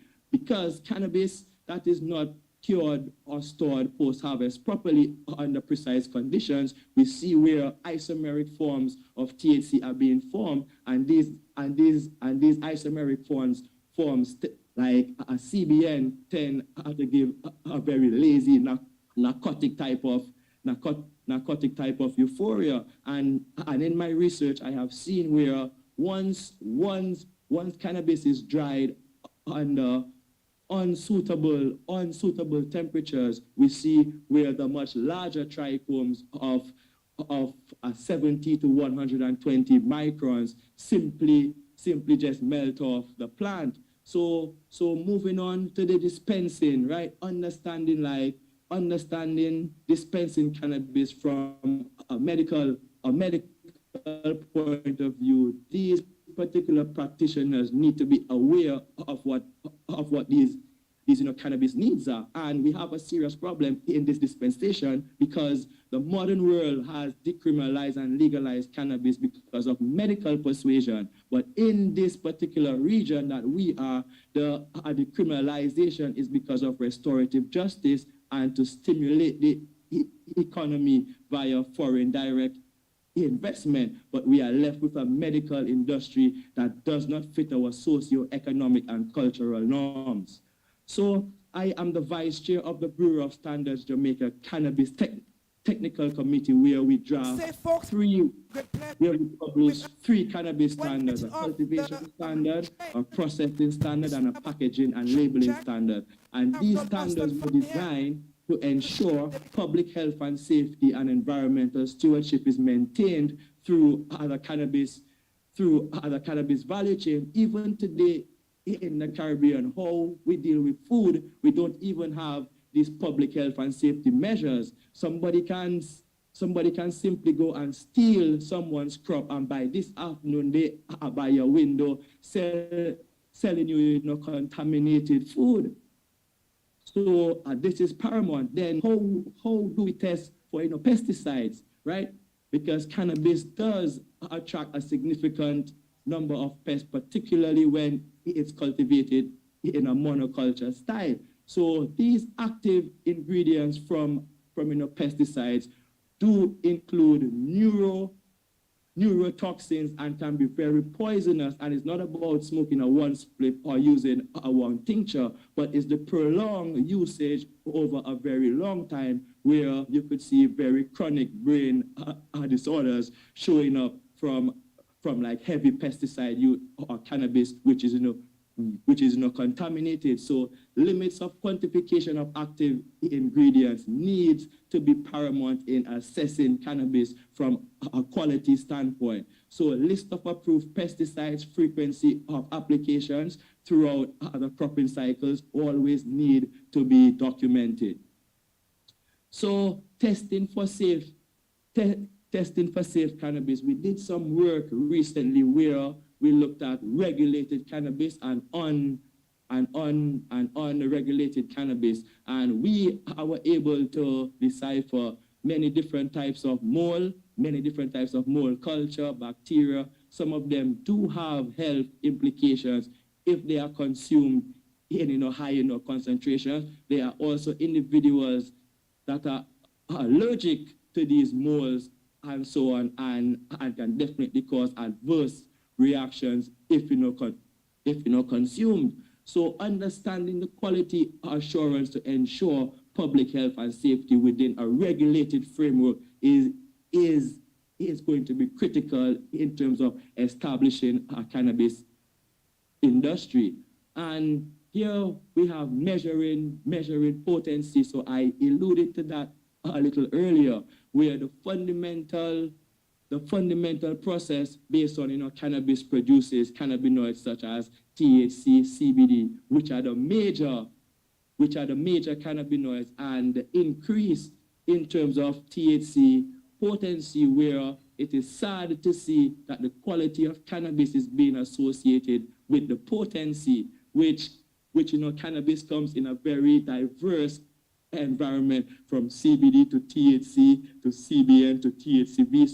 So you actually have the major cannabinoids and you also have the minor cannabinoids. So the combination of these cannabinoids, terpenes, flavonoids, give you an entourage effect that definitely provides holistic healing. So the ability to understand what is in the plant will allow the pharmacist, the medical practitioner, to understand what is it that this particular patient may need, and will have the informed decision based on body mass index, age, sex, to understand how to be able to titrate medicine for this particular ailment that they would be seeking relief from. So the Caribbean cannabis economy, right? The Caribbean archipelago is very unique in its biogeography and socio-economic demographics, meaning that we traditionally have producer countries and we have consumer countries, and we also have mainland countries who have a history of large agro production, such as Guyana Belize. So they are more suited to explore the production of hemp. But understanding intra-regional trade, where we know within the CARICOM bloc, intra-regional trade is the lowest in the past 40 years. But here we have cannabis, which is probably the most intra-regionally traded horticultural commodity in its unprocessed state and catches the highest economic value. So in the Caribbean, English-speaking Caribbean, we have a population of 40 million people. So the ability to facilitate intra-regional wealth via creating legislation surrounding the trade via the different jurisdictions would be able to make the region a much stronger trading bloc against the global superpowers. So enacting current cannabis legislation across territories is definitely complex, given the level of interconnectedness, trade patterns between various countries and the globe. So data from seizures, this is particularly from St. Vincent, Jamaica, has demonstrated that cannabis can have the potential to contribute way more to the domestic economies than what banana did during its heyday, once it is structured properly. So in my conclusion, an integrated approach must be developed in terms of developing our domestic cannabis economies within the various Caribbean territories, from policy and legal framework to historical, cultural experiences, business, marketing, science, and medicinal points of view are going to be necessary for the success of any cannabis industry. So the academic institutions, the public and private sector would need to coordinate and be able to facilitate research and funding to provide a greater understanding of the backward, forward, and cross linkages of the cannabis value chain. Thank you very much.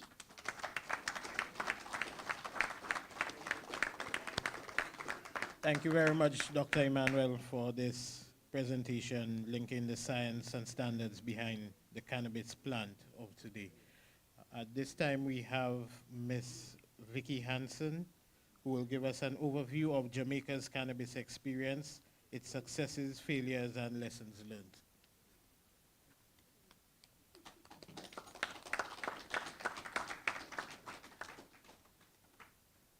Afternoon. All right, so Minister, good afternoon. I'll just say ditto and go and have a seat.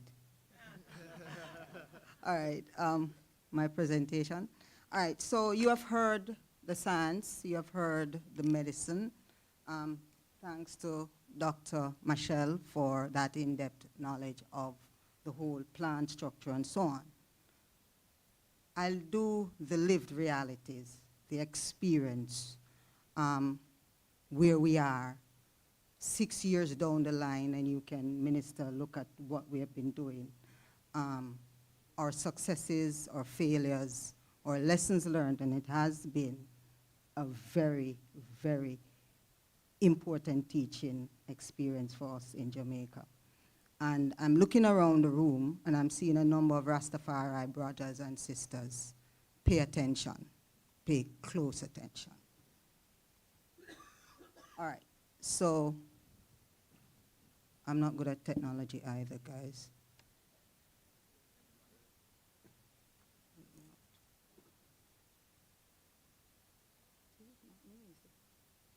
It's not me. Vern can't do it. All right, so my presentation, we'll look at the act. So if you notice, we are from 2015, and I look at our interim cannabis regulation. That's our regulatory framework that governs us. And a lot of the discussions that happen here, you'll see where it went. And I want you to pay attention also in terms of the international perspective, which was shared by Martin. And I look at our successes, current situation, and the way forward. And I did hear Minister mention the CARICOM report. I want us to pay attention to that as well.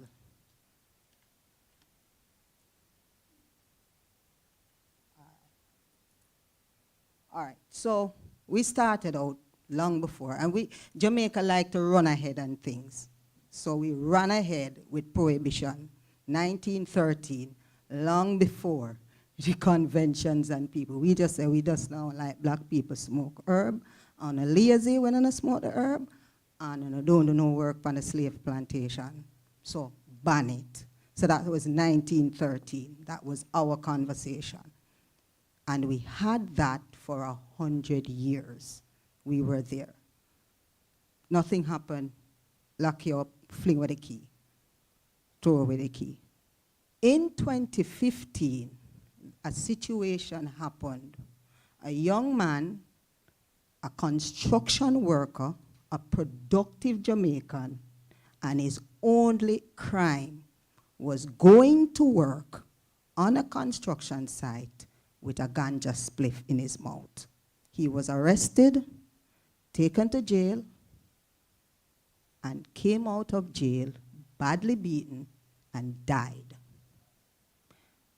This now is 2015. We have been agitating for changes to the law. We had a commission in 2000, and so Jamaica had had enough. We just lost a productive life whose only crime was to smoke a spliff. So we said, okay, we're changing. We're making the amendment. So we did make the amendment to say that we are decriminalizing and penalizing smoking of ganja. We're giving you a ticket, and that ticket will cost you $500. We have not seen a ticket book as yet, but there is a ticket. It is on the books. You can be charged. Nothing happened. We also decided that we wanted, the Rastafari community was lobbying and said, hey, we are a part of this country and we wanted to have our sacramental right. And at this time, business was coming in. We were looking at the big US and they had medical cannabis. Canada had medical cannabis. So we said, all right, let's do the license thing. And we'll have license for medical cannabis. And we did put in for therapeutic use. Now, therapeutic use was to cover those of us who had that household and our grandmothers and grandfathers had traditionally kept a bottle of cannabis with rum, pimento, and every other spice that you could find. And that medicine was good for everything. If your head hurt you, you get it. If you have menstrual cramp, you get it. Anything, that's our therapeutic use. So it was supposed to cover that. And by that time, we had the Science Dr. King, where we had, you know, Dr. Henry Lowe and all those persons doing research and so on. And they were doing research on cannabis that was confiscated by the police. And we thought that wasn't good enough research because you didn't know how it was grown and all of that. And the universities wanted to go into that field. So we said, all right, scientific purposes. So that's the nature of us. But we did a little further, and we wanted to ensure, and I want you to pay attention to this DDA one that gives the right to Rastafari community, because you'll see a little further on in the presentation that shaky bad. So we said sacramental rights, and we will accept it.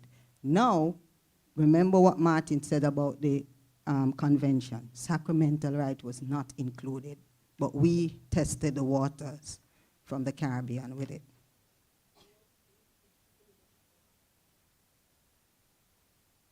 All right, so we have here in 2017, let me go back. I wanted us, all right, so we had the interim regulation. What we did was a cabinet decision, because in our laws we realized coming down, there were some things that we had left out of the act.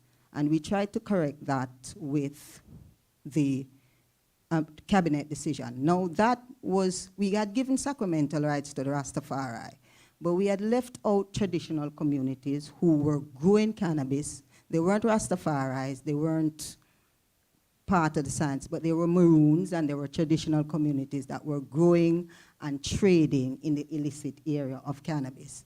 And so we said, all right, these are poor communities, and we wanted to set up a system for them to come into the legal framework. However, because of the regulatory framework that requires fencing of 7 feet, you had to have cameras, you have to have a track and trace system and so on. We said all of that, a lot of these communities weren't able to meet up to that. So in 2017, we had the Alternative Development Project. Now, hear this with alternative development, because a lot of us know it as taking us out of cannabis and going into another crop. Our approach was to take you out of an illicit market and into the legal market. So we're not substituting the crop, we're substituting the market. So you're not growing now for the illegal market, you're growing now for a regulated cannabis market. Again, a project that we need to look at, because in my presentation I'll tell you why. I'm not technologically savvy.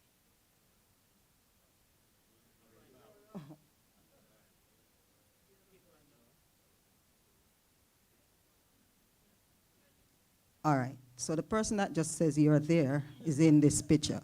In 2017, we made a grand thing about it, our first license, and notice you have one Rastaman way behind in the corner. So he wasn't the focus of that license. Again, a community that built this industry in our country. But our first license was for a processing license, and this is the CLA, the Cannabis Licensing Authority, giving the first two licenses. So that was a processing license and a cultivation license. Fast forward to, we are now at 2022, and this was the latest data. We couldn't get much of the 2022 data, but in 2020, this is what we have now. We have 11 tier 1. So our licensing structure goes tier 1, 1 acres or less, tier 2, 2 acres, and tier 3, 3 acres and above. Our largest is the tier 1, which is the 1 acre, which is a small farm. And most persons opt for that license because they can see where it is going and you can experiment. Our cultivation license is one of the largest. However, we also have processing. Now, we don't have many processing licenses, even though we have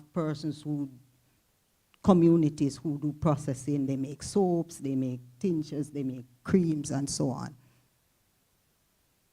And we now have also a research. Now, research has analytical services on it and experimental. The experimental is usually taken up by our universities. So we have the University of Technology and the University of West Indies that does all these. Our analytics is supposed to be our testing license, but you don't have many persons. So all of that goes back to the universities who do testing. And now also look at retail. Retail herb house is 15 and growing, and that was 2022, we're growing. This is your regular herb dispensaries, because we don't dispense in pharmacies, we dispense in herb house. You apply for a license, you can do your dispensing. And we have herb house with smoke facilities or treatment facilities, as we'll call them, and you have herb house where you just purchase and leave. So you'll find that that's the largest. And therapeutic is 3. Again, therapeutic is our centers that you go and you'll be treated and so on. Current situation, 2017, when all the euphoria was about, we ran up and we said, oh yes, give Rastafari sacramental rights and they'll have their festival and so on.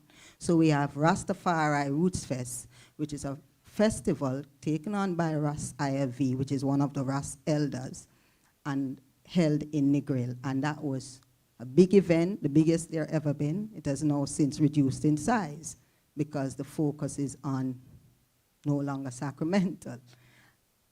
That was 2017. 2022, and I mentioned this earlier, I want you to pay attention, Rastafari community and minister, because lest you make the mistakes that we make.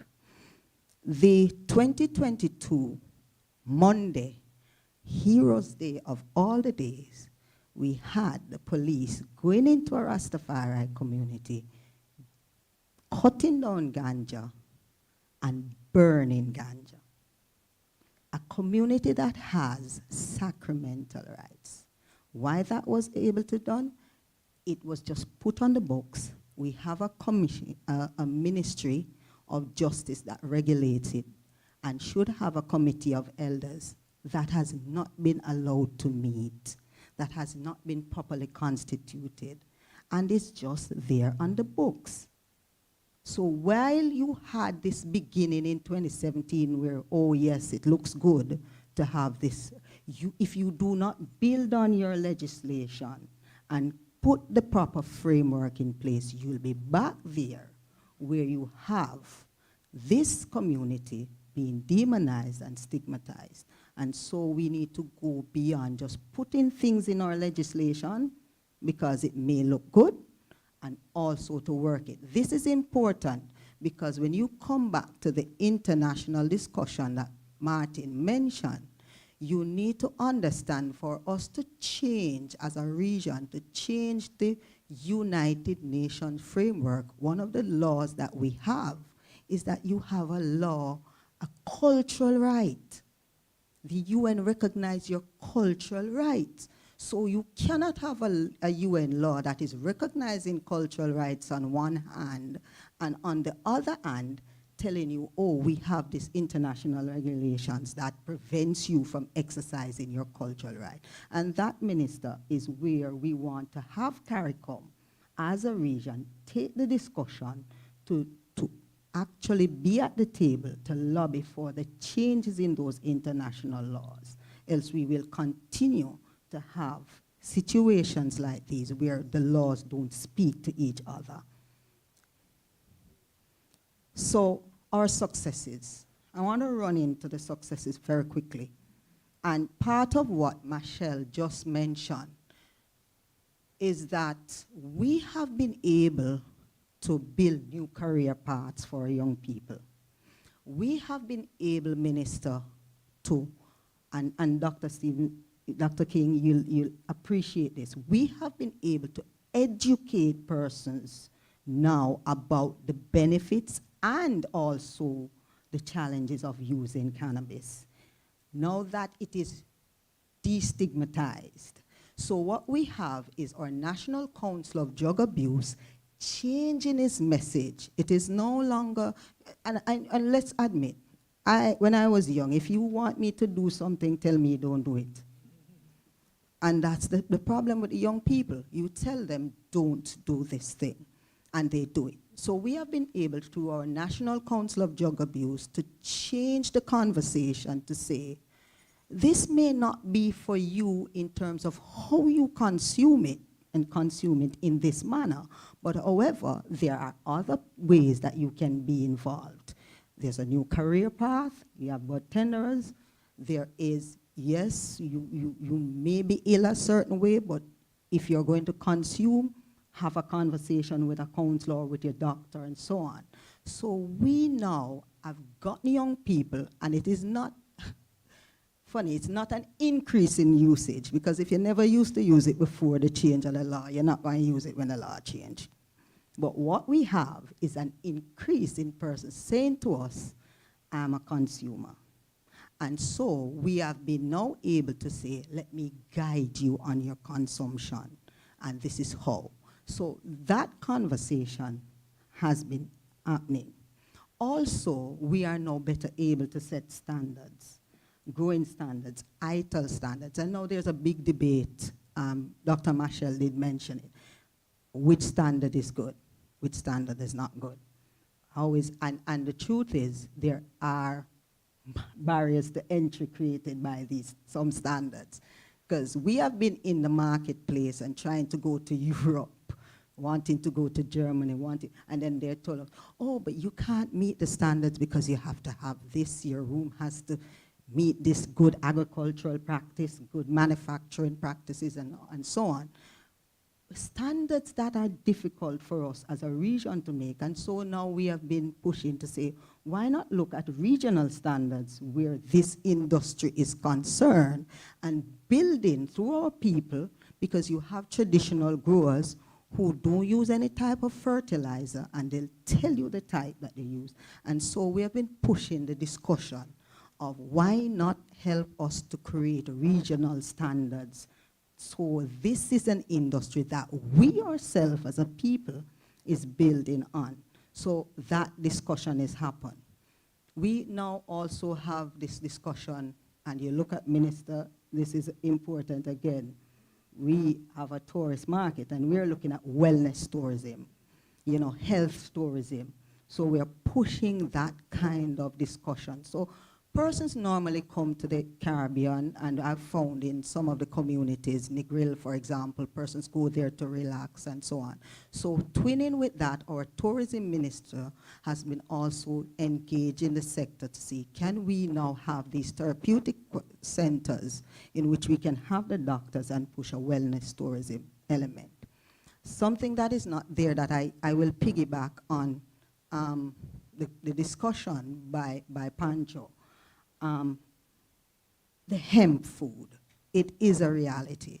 I work at a dispensary, I consult for a dispensary, and we are able to also do hemp food, hemp seeds, and a lot of our health stores or exercise stores are looking, you have hemp protein. So for example, the guys that goes to the gym, there's a movement of hemp protein to push and utilize hemp protein, the health aspect of it. So that is there. Opportunity for branding and brand exposure. And I'm going to show you a slide that I put in the group earlier this week, and a lot of persons jump on it. We have been able to export. And when I say export, a lot of people say, what? Jamaica export cannabis to US and so on? I want you to watch me. We were able, and a news headline came out about exporting. Look at that. Some persons think that we exported ganja to Canada. No, we didn't. We export brand Jamaica to Canada.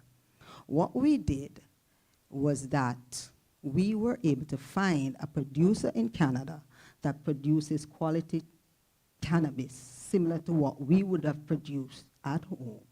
And because we have expanded our brand in Jamaica, because we have different dispensaries under Itopia, we were able to say, we like your production, we like how you do it, you're growing similar to us, and so on. We will associate our brand, Itopia, to your brand, and we did it through Marley Natural Dispensary, again, a Jamaican brand. So when persons saw that headline and they say, oh, Jamaican ganja is there, Jamaican thought is there. And so that is also a space in which we can better negotiate. So again, the opportunity is there. We, additionally, the amendment of the law allowed us, remember I started a story about Mario Dean.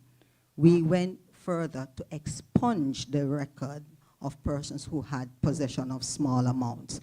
Now this is kind of a tricky area because my colleague who is the attorney here, Ms. Henry, will tell you that the process for expungement is another story. You can do it, but the process sometimes is a deterrent. So, and also the process does not go far enough because we only expunge for small amounts. So persons who were in the cultivation of cannabis, who were in the packaging and growing to export under the illicit, now still have a problem coming into the regulated space. They are not allowed. And so this is a different approach than taken by our neighbors in St. Vincent, who says, if you have a record for growing and exporting, come. So we need to look at how we do that in the region and have a general decision. Because if you used to grow ganja, why am I locking you out of this industry? You're the person that should come in to help me to know how to grow it better. And so that is something that we ought to look at. So our failures, and I call it not failures, but missed opportunities that I think we can still go back to bringing in. Minister, I hear the thoughts and where you're going, but for me, if we leave out the traditional communities in the Caribbean, we're killing ourselves before we get started.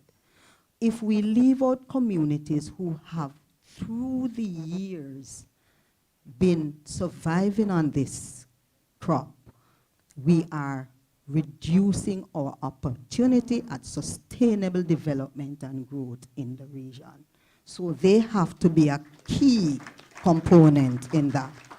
So the Rastafari community, we can't play lip service and say we give them sacramental rights and hope that, all right, they can't trade in their sacrament. You can trade in wine, and wine is a sacrament of the Christian church. So why can't they trade in cannabis? So we have to really build out.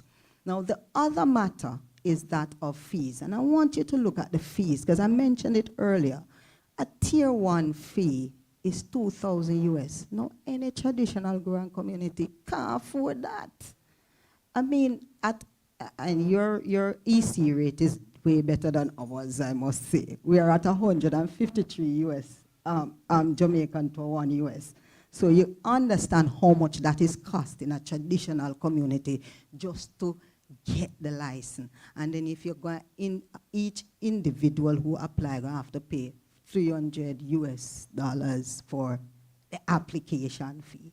Plus you have to put down $2,000 for what I call it, security bond. So just in case you have to come and burn down my plant, you take that out of your money.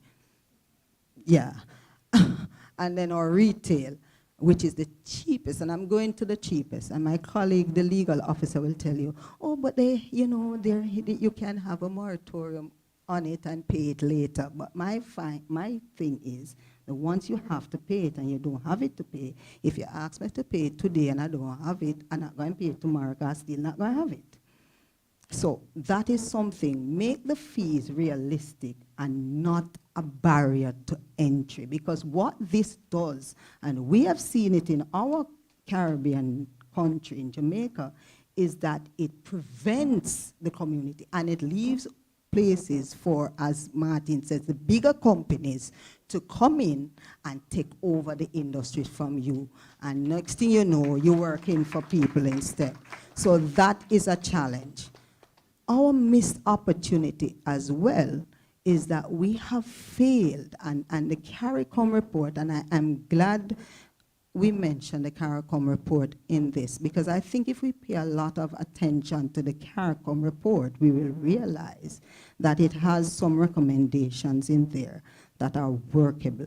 And it says, marijuana is a plant substance with historical and cultural and religious significance to the Commonwealth Caribbean. And once we remember that, we will make legislation that will support our environment. We will also tackle the international arena in a way to say, you have to recognize my people, you have to recognize this plant, and it's important to our development. And so that is one of our missed opportunities. Now, I mentioned Rastafari earlier. That's one of our cartoonists really depicting what is happening. The ganja license and the Rastafari community is going up to get the license behind the universities. And I said, no, wrong line, go round and back, round there. And that's the reality of where this community is. And we need to treat with that lest we make the mistake. Lessons learned and way forward. And I'll just sum this up by saying that it's culturally relevant. I mentioned that before. Also, we need to explore the matter of fees and where we're going, and never forget our traditional makeup. And I'm pushing this point because, again, I'm seeing it in Antigua, I'm seeing it in St. Vincent, and we have seen it in Jamaica, and we don't want to see it in our other Caribbean countries. And this is an opportunity to learn from each other, to build a regional approach, and have, somebody mentioned it earlier, inter-regional trade. That is how we will leverage and the back of what is happening in the international. Because if we can show the international community that we don't just pay lip service to CARICOM and CARICOM trade, but we can really trade in cannabis with each other. I know we mentioned other expertise that we are having. Let us leverage that socio-cultural approach. And again, the commission report says it best. Let us come up with a hybrid and a mixed option. So it cannot just be medicinal till we die. And doc, for once I hear a doctor really say, if we can have adult use with regulation and responsible use. I appreciate you for saying that, because we have medical doctors who don't even want medicinal cannabis, much less.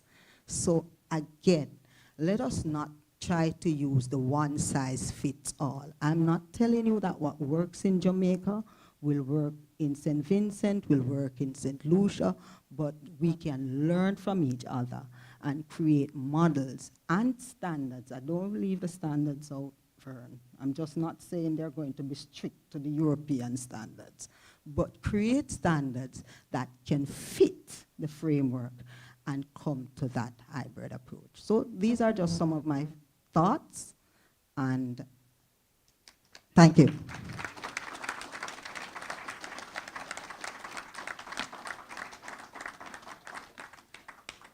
Thank you, Ms. Hansen, for properly representing the Jamaica's experience. Ms. Hansen is also the Caribbean coordinator for Cannabis Fair Trade Working Group and the chairperson of the International Drug Policy Consortium.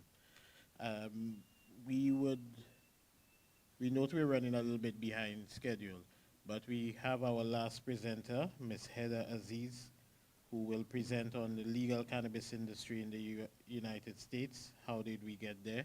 And we intend to have 30 minutes of question and answer with a view to ending at 6 p.m. Ms. Heather Aziz. Hello, everyone. Thank you so much for the invitation to share some information with you today about our development in the U.S. It's been a pretty wild ride and quite complicated, obviously, because of our unique form of government. So this all started for us way back in 1937 when cannabis was effectively outlawed. Prior to 1937, there was a long history of medical use in the United States and within the world. It wasn't until the 1970s that policy really started to shift in the United States. A commission was created in the late 60s called the Schaefer Commission. Eventually, in 1972, they issued a report recommending that marijuana be decriminalized for a variety of reasons that you've heard today. Unfortunately, that report was rejected by the Nixon administration, and the United States continued to define cannabis as medically useless and restrict its medical access and research. The response by a handful of states was to decriminalize cannabis under state law, while it remained illegal under federal law, and a few therapeutic research programs were established in various jurisdictions that allowed patients with close relationships with doctors to enter somewhat quasi-medical research programs where they could use cannabis while supervised by their physician. This program was even extended under federal law for a brief period of time, and there were several patients that were receiving a tin of cannabis cigarettes from the federal government once a month for several years. There are 2 patients in the United States remaining on that program that are still receiving that product from the federal government. It wasn't until 1996 that things evolved a little bit further. And that happened after increasing anecdotal evidence of medical efficacy started popping up everywhere, along with no significant evidence of harm. The federal government had been researching cannabis in the United States for nearly 100 years. Only all research that was conducted was focused on identifying harm. It was looking to find cancer or COPD. And in nearly every case, they found that there was either no evidence of causation or there was no negative impact, or they were marginal. Certainly not harmless, but cannabis is non-toxic, and they just did not find much evidence of significant harm. Under the circumstances, popular support among the voters in the United States started increasing pretty rapidly. And California enacted a medical cannabis law for the first time in 1996. That law consisted of about 400 words. It was enacted via a ballot initiative in an election where a significant majority of voters voted in favor of the amendment. This works in the United States because of our very unique form of government. The federal government in the United States has very limited powers. Many powers are reserved to the states respectively and are viewed sort of as laboratories of democracy. Some of those powers that are reserved to the states in the United States include medical practice, such as the licensing of doctors, and enforcement of law. We do have federal law enforcement in the United States, obviously, but there are not very many FBI agents, and they are not focused on cannabis possession or cannabis cultivation, for example. All of that enforcement comes from the state-level law enforcement officers. So once state level changes, what we're doing is effectively preventing the arrest and prosecution of upwards of 96% of the potential victims of prohibition. Evolution continued in the United States, specifically following the release of a report in 1999 conducted by the National Cannabis of Science Institute of Medicine. The report had some very interesting findings, such as relating to safety. They concluded that except for the harms associated with smoking, the adverse effects of marijuana use are within the range of effects tolerated for other medications. Regarding the increase of use rates, if pursuant to decriminalization, they found no evidence suggesting that use of opiates or cocaine or medical cannabis increased the perception of their illicit use was safe or acceptable. And relating to youth use, there was no evidence since California's passage of their medical cannabis law in 1996 that cannabis use among youth had increased. In fact, they found evidence that it had significantly declined. The recommendation from the report ultimately was that adults should not be punished for cannabis possession or use. Unfortunately, the California initiative enacted in 1996 was subject to abuse. It was vague, it did not authorize significant regulation, and a lot of problems resulted from enactment of that law. It also protected a lot of people and did a lot of good, but there was certainly a lot of development needed. In the subsequent years, more narrow laws were enacted by a ballot initiative and by state legislatures, specifically addressing many of the issues that popped up in California. A lot of the big issues related to patient access, youth access, sort of a gray market that existed after attempting to sort of eliminate the illicit market. It allowed many operators to sort of operate in an ambiguous space without licensing or regulation, without complying with the laws as well. Additional issues were related to product testing, contaminants, product potency, and a lot of issues relating to driving under the influence. There really was a lack of information back in 1996 about many of these issues, and in subsequent years, it's now been more than 20, we've been able to sort of figure out a lot of these problems. States enacting laws after California, and including California, that subsequently enacted a law to regulate their medical cannabis market and then to authorize adult use, have tightened up a lot of these problems and have really figured out how to solve some of the issues. But it's been a very wild evolution. So beginning in about 2009, we started to see the evolution in the United States with legally authorized commercial markets. The first was in Maine in 2009, followed by Arizona in 2010. This was the first time in the world, I believe, that any government has affirmatively authorized the commercial productions and distribution of medical cannabis. Those programs were very restrictive. Voter support for a brick and mortar cannabis store at the time that they were enacted was pretty marginal, and the intention was very much to provide access to patients for medical cannabis. Even under the Wild West approach taken by California, where nearly anybody could grow or produce cannabis, creating a huge illicit market, it still didn't have the effect of actually creating a way for genuinely ill patients to access safe medicine. Many times they didn't have a friend of a dealer. It was a home cultivation-based system only, where caregivers could be authorized to cultivate on behalf of patients. But cannabis cultivation isn't as easy as it seems, and growing an appropriate medical product for a genuinely ill person is a challenge. So having that commercial access, it was identified as a need. And for that reason, those early commercial programs were quite successful, very restrictive, but they managed to solve a lot of the issues. From there, we unfortunately saw a lot of meddling by the federal government in these state programs, and that created a lot of limitations on their ability to solve many of the problems faced by the industry, unfortunately, and really limited our ability to explore other models of distribution or cultivation. So we've been stuck with this private business system in the U.S. because of federal law. It wasn't until 2012 we got our first time voters enacted adult use cannabis legalization in the United States. There was a growing realization from the public that prohibition was completely ineffective. It was anybody who wanted to use cannabis was already using cannabis. We were ruining people's lives. Enforcing marijuana prohibition was a waste of public resources. Law enforcement needed to be free to focus their limited resources on real crime. And cannabis prohibition entails direct enforcement costs, including police, prosecutorial, judicial, correctional resources, and prevents the taxation of cannabis production and sale, which revenue can be used for good things like public education, for example. People began to recognize that the arbitrary criminalization of individuals who consume cannabis resulted in a large-scale lack of respect for law enforcement and the law in general.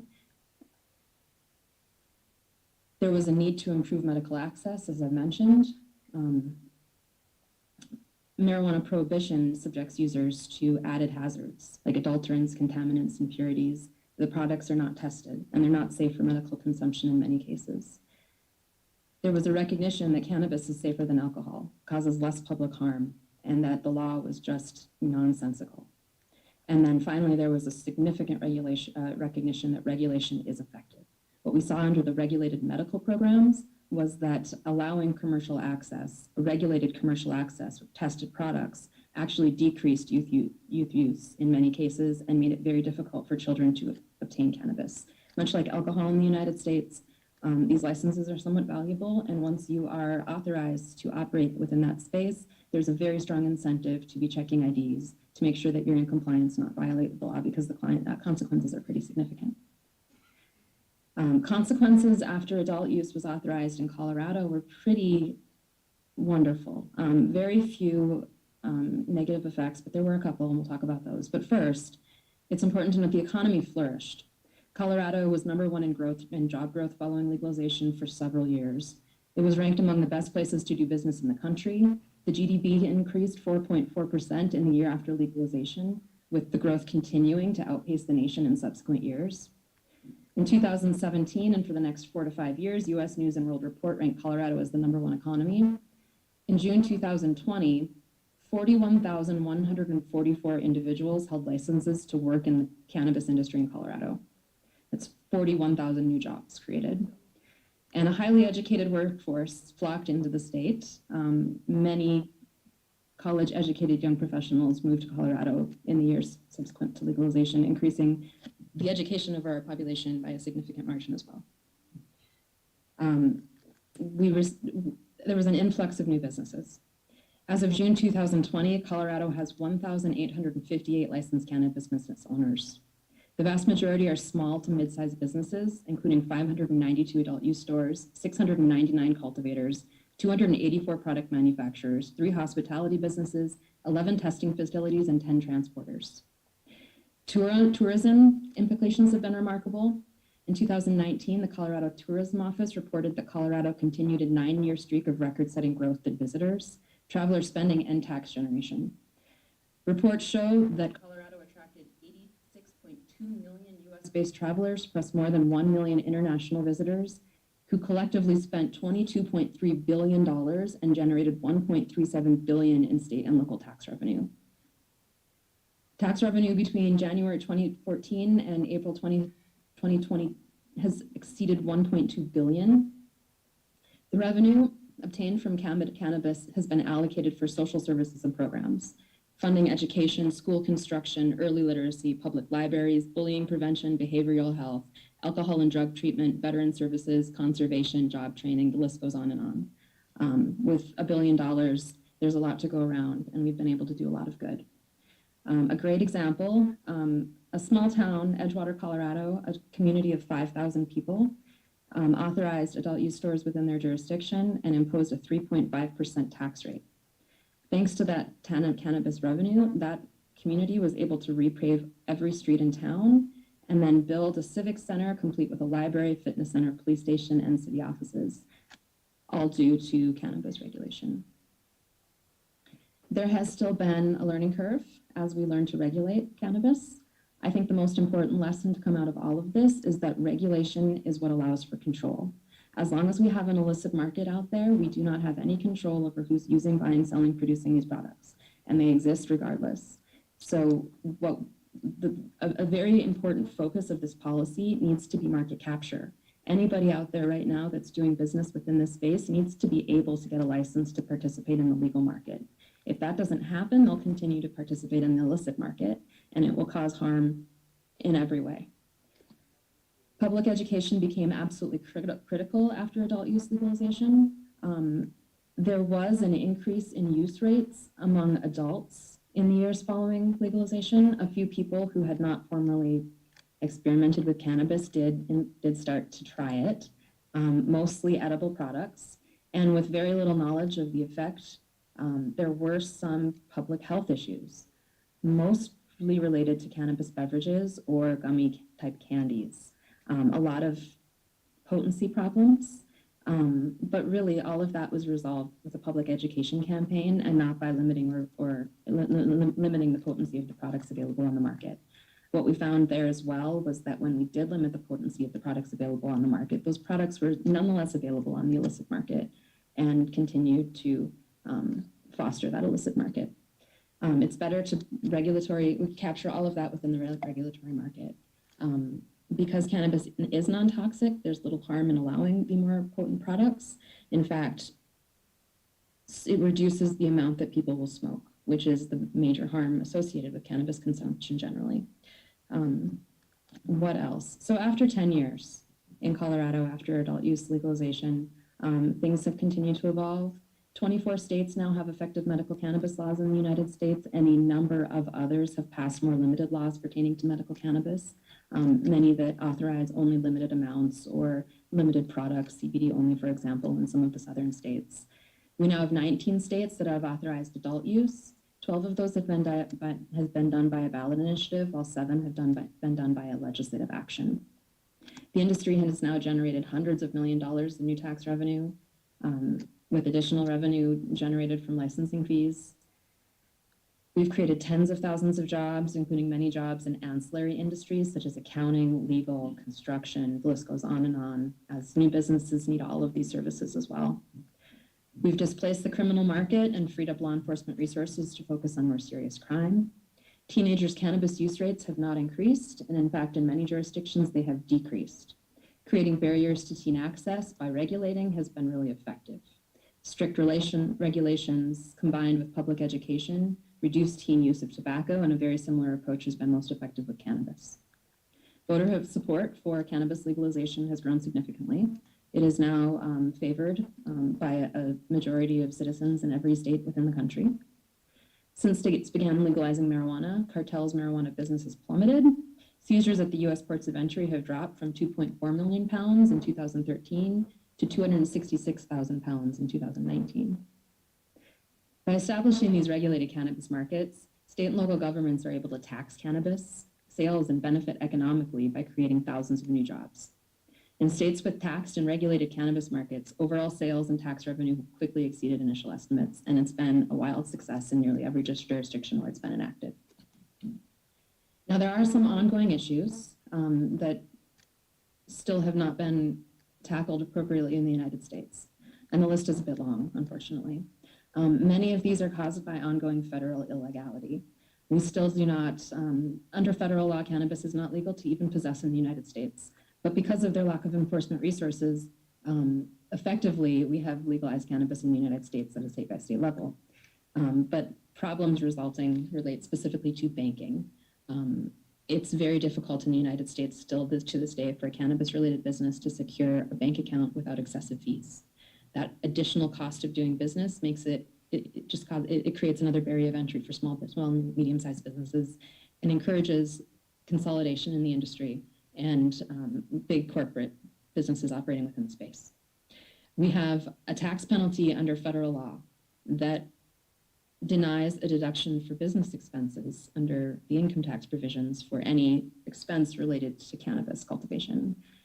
The effect of this is that nearly every cannabis business in the United States is paying an effective tax rate upwards of 80%, which really tends to eat the profits and to stall the business. And that's why you'll see that many of the cannabis businesses in the United States are actually not profitable.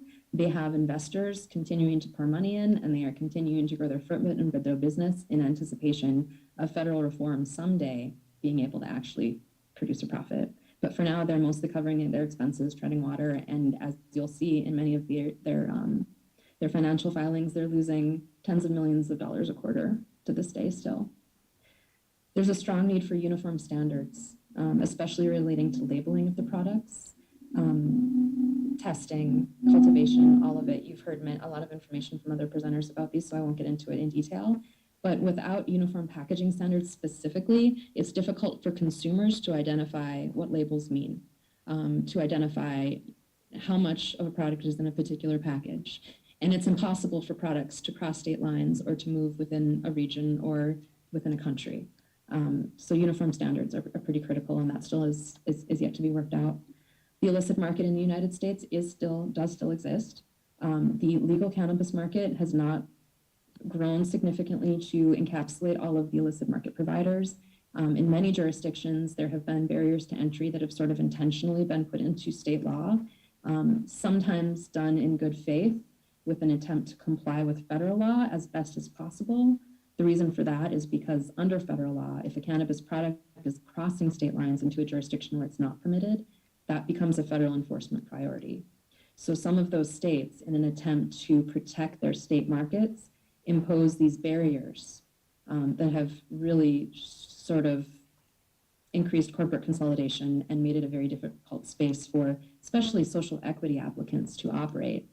We need to create a regime where everyone who wants to participate in this market is able to do so long as they can comply with the regulations, just to capture all of that illicit market. Social equity.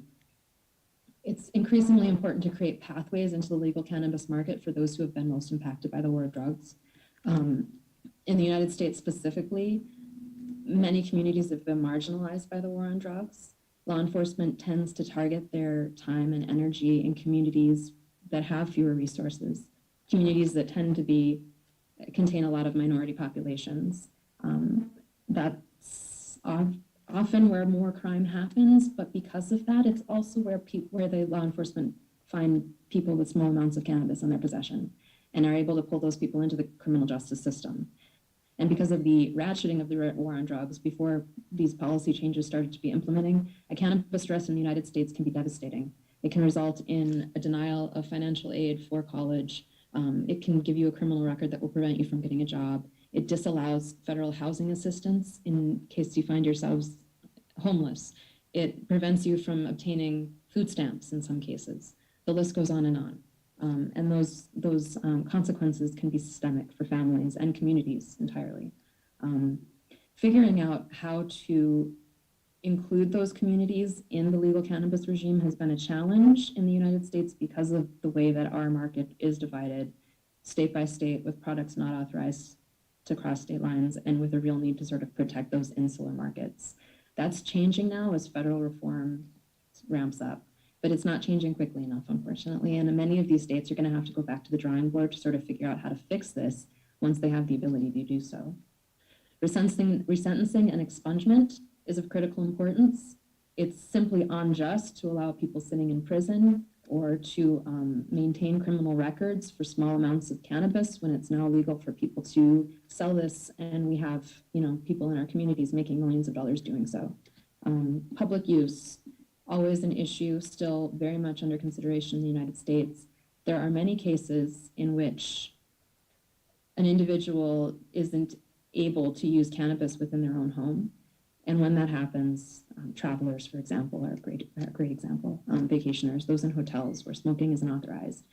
Not giving those people a place to congregate where they can use cannabis has created smoking on the streets. It's created a lot of other issues that sort of flow from that. Smoking in apartment buildings, for example, neighbors having issues then because of it. So figuring out a way to license and authorize spaces for social consumption is still a problem that we're really fighting with in the United States. And one of the big issues that stops that from really moving forward is the concern about driving under the influence. An issue in the cannabis space in particular, because we have no method of testing for intoxication. Cannabis impacts every person differently, unfortunately, and there is no limit. There is no magic number where we can imply that a person is intoxicated. And until that's not going to be identified, unfortunately, so there are going to be other testing mechanisms developed. In the United States, we're relying almost entirely on drug recognition experts who can identify intoxication by mannerisms, by eye contact, by balance, that kind of thing. And that's the method that's used frequently for other forms of intoxication in the US, such as cocaine, driving under the influence of prescription drugs, all of it. What else? Qualifying medical conditions. It's been of critical importance to make sure that those qualifying medical conditions are broad enough to include everybody that has a medical need. And because of the difficulty in authorizing these programs in some jurisdictions, there's been a movement in recent years to be extremely liberal with those qualifying medical conditions, and even to allow patients in some cases to self-certify. Adults only, of course.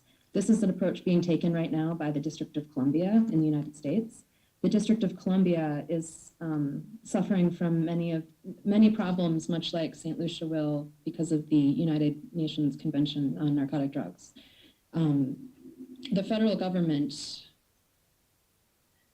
the District of Columbia does not have their own budget. Their entire budget works through the federal government. So they do not have the leeway that many of the other states do to authorize this and go their own way. They're restricted from doing it outside of medical cannabis. So what they did in order to get around that federal limitation, much like the international limitation that we'll face here, is they will authorize a patient to consume cannabis in order to treat their pain, and a self-certification will be adequate under that regime. So they're effectively creating adult use program with medical authorized for 18 or under with parental permission and 2 doctors signing off as a way to get around that medical restriction so that they can somewhat comply with federal law in the United States that's mirroring the international treaties. Home cultivation has been another hot issue.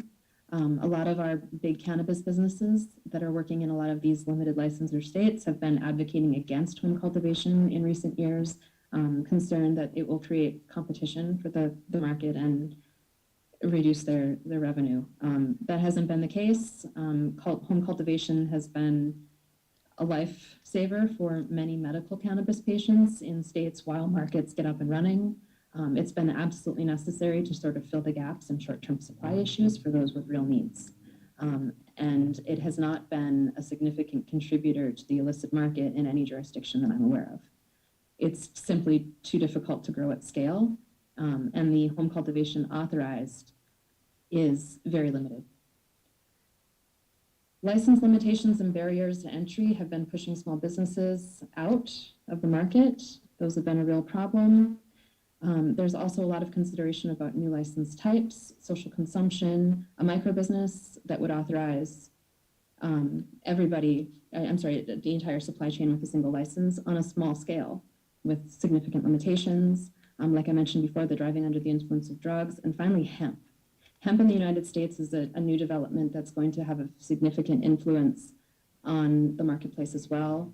The Farm Bill in 2008 authorized hemp to be produced regionally and domestically within the United States, and recent court decisions have concluded that any hemp extracts, any hemp-derived cannabinoid extracts are authorized pursuant to that hemp bill. The cannabis and hemp plants are obviously very similar. They contain many, many cannabinoids. Many of those cannabinoids are intoxicating, not just delta-8 THC, which is the one that we recognize. So we're seeing a flood of products in the market in the United States right now with intoxicating hemp-derived cannabinoids, specifically delta-8 THC, delta-10 THC. These are not specifically illegal pursuant to federal law, but they're now products that you can purchase on the internet, have delivered to your home, and are competing with illicit marketing in cannabis in the United States. Evidence of the importance of having a comprehensive approach here and making sure that we consider all of the products available. So what's next? Right now in the United States, we have 5 more states that will be considering legalizing cannabis pursuant to a ballot initiative. Once the legislative sessions start turning out again in January approximately, we're going to see some more legislative action at the state level as well. And federal reform, we do have an opportunity to enact safe banking law that would solve some of the federal conflicts related to cannabis under federal law. It's not going to be very comprehensive. The federal government has also been considering a lot of comprehensive reform, but the political environment is such in DC that cooperation among the 2 parties is quite difficult to come by. It's a bit of a dysfunctional environment, and I expect it will be about 5 to 7 years before we see adult use legalization in the United States. Thank you so much for your time.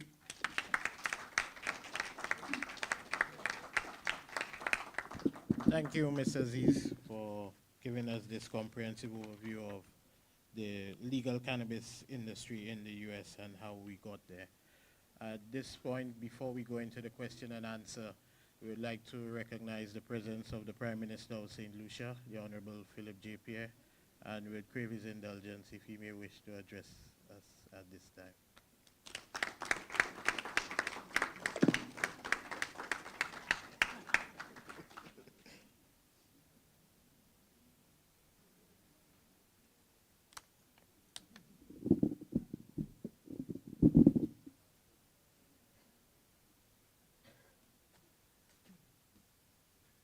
Thank you very much, Mr. Chairman. I wasn't intending to say anything, but since the chairman has called me, I want to say good afternoon to everyone. Say good afternoon to the head table. I just want to say just 3 short things. Listening to the lady on the tape, I realized that we are more advanced than we think. We have decriminalized the use of small amounts of marijuana. We have expunged records, and we have allowed people to grow 4 trees at home for now. So we should be proud of ourselves. Give ourselves a round of applause. Because sometimes as a country we sell ourselves short. We always see the glass half empty, and we find all the faults and all what's wrong, but we never see what's right. But I'm very encouraged that at least we seem to be on the right track as far as the cannabis business is concerned. I said something in the parliament. I hope that when we get to the commercialization stage, the people who suffer the most benefit from it.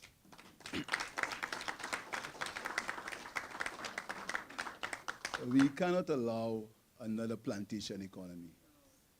We can't. We can't allow we grow it and send it away and they send it back for us in finished products and etc. We can't allow that. So we have to understand that we must measure carefully, we must plan carefully, and I hope that we can have a system where the licenses that we give these licenses ensuring that regular people, ordinary people, benefit, and not allow the big, what you call the big man, to come and take everything away from us, and we remain at the same level. And the minister is clear on that, the cabinet is clear, and I want to also, as I'm saying, to thank the minister for the work she's doing as far as cannabis is concerned. And to tell you, the government will ensure that we create the enabling environment. But you also need to help us. You know, it's a change. It's a real change now. And sometimes I'd like if you tell the users of marijuana, at least, do not do it in the public.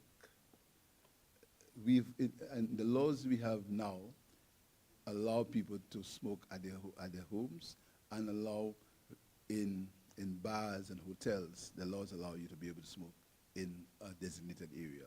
These laws are available now in St. Lucia, they've passed, and we must use them. So let us work with the police and the people who haven't understood, who haven't made that change. And let's not smoke in public, and let's not flaunt it, because we can take a whole good thing and throw it away. I want to thank you. I want to tell you, let's work together, and we see if we can make some money out of it also. Thank you very much.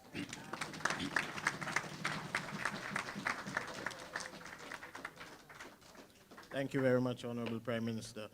At this point, we will have some questions and answers for the panelists. We have 2 mics on either side. Go ahead. The gentleman in the green hat, and then Mr. Odlum.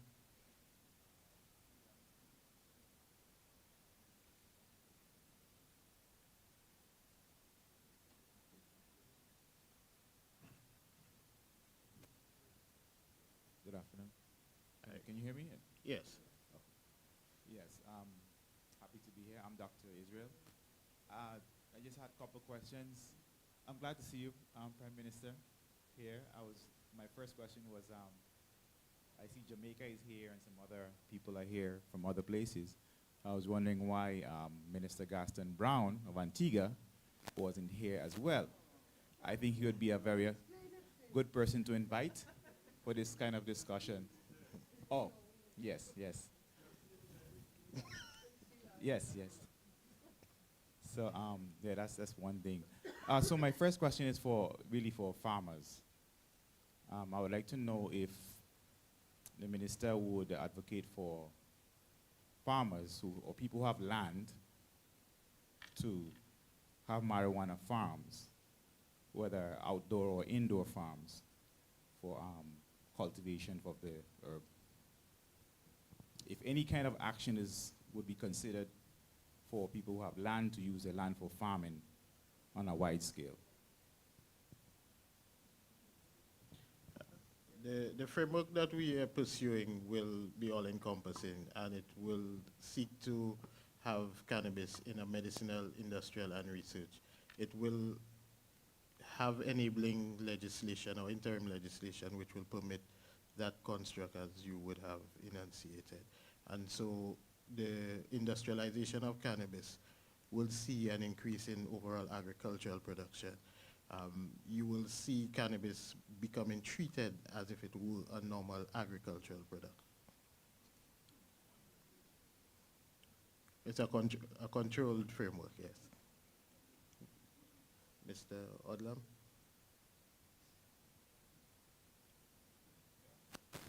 Hello. Yeah, good day to all. Good afternoon, good evening. The very first question I would like to pose is,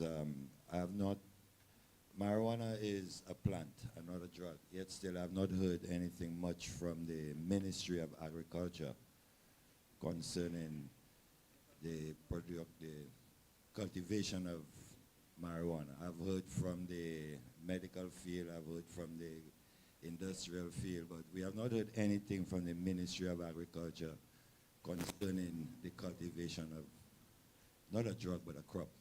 Yeah. Also, how can we expect to promote an industry when we starting by stifling the growth of the product we need to create the industry? We have not even started the industry yet, and yet still there are so many restrictions on even the cultivation. To me, we need to ease the restrictions on cultivation so we could have the raw material available for processing.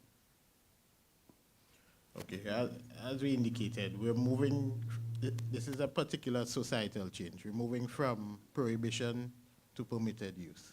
And as we move along that continuum, there will be some enabling measures to address the issues that are being raised.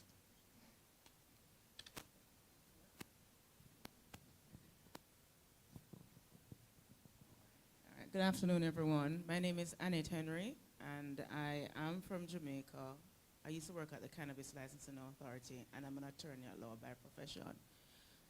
Indeed, grateful to be here. Thanks to TNI and all the other persons who have invited us. Just to support my colleague, Vicky Hansen, I want to endorse what your Prime Minister said. Sometimes we have to start off with what we have, and I think we're in a good place in the Caribbean. What we ought to do, and I think we have said it, is lessons learned. So we have Jamaica to look at, St. Vincent and the Grenadines and so on. And as Caribbean people, we're here to help each other. Let us utilize the resources around us. But two recommendations that I would want to make, and I want to build on what my brother said about agriculture. One of my experience, because when I started at the Cannabis Licensing Authority, very small, 4 of us, they basically drew upon my legal skill. I was corporate secretary and I was a director of licensing and applications. 2 things we observed is that with drafting, we become frustrated if there are certain things we don't deal with at the beginning, your checklist. And one of the things that we observed is that the drafts person or those persons looking at the law try to be expansive as possible. One of the challenge we have in Jamaica is that we didn't deal with the consequential amendments well. Having amended the Dangerous Drug Act, there are some other legislation that's they speak to cannabis in a very prohibited way. For example, I'll share with you, one such is our Agricultural Produce Act. And I want to endorse that. It is a plant. So what happened in Jamaica, we encourage agriculture, and there are certain benefits and basically those agricultural persons can get. So one of the things is that the farmers in the cannabis industry, they were not able to benefit from like duty concessions to get certain benefits from the manufacturing sector, because when we looked at the Agricultural Produce Act, it still doesn't recognize cannabis. So what should have happened when the Dangerous Drug Act was amended? They should have looked at the other laws that really prohibit. So therefore, farmers can't get the duty concession vehicles, and they can't get certain duties. So that is one recommendation I would make. Another thing that I would recommend also is how you treat with the plant. For example, when the plant is ready, because we say that we have to satisfy this international obligation, we tend to go too far. So one of the things that we asked our licensee to do in Jamaica is that they have to notify the Cannabis Licensing Authority when the plant is ready. And therefore, the Cannabis Licensing Authority will have to be there. And you will have to send in a request almost a week or two to say that we're going to be harvesting. I mean, a plant can't sit down and wait on mankind to come to your rescue. So therefore, I would recommend that understand the science of the plant.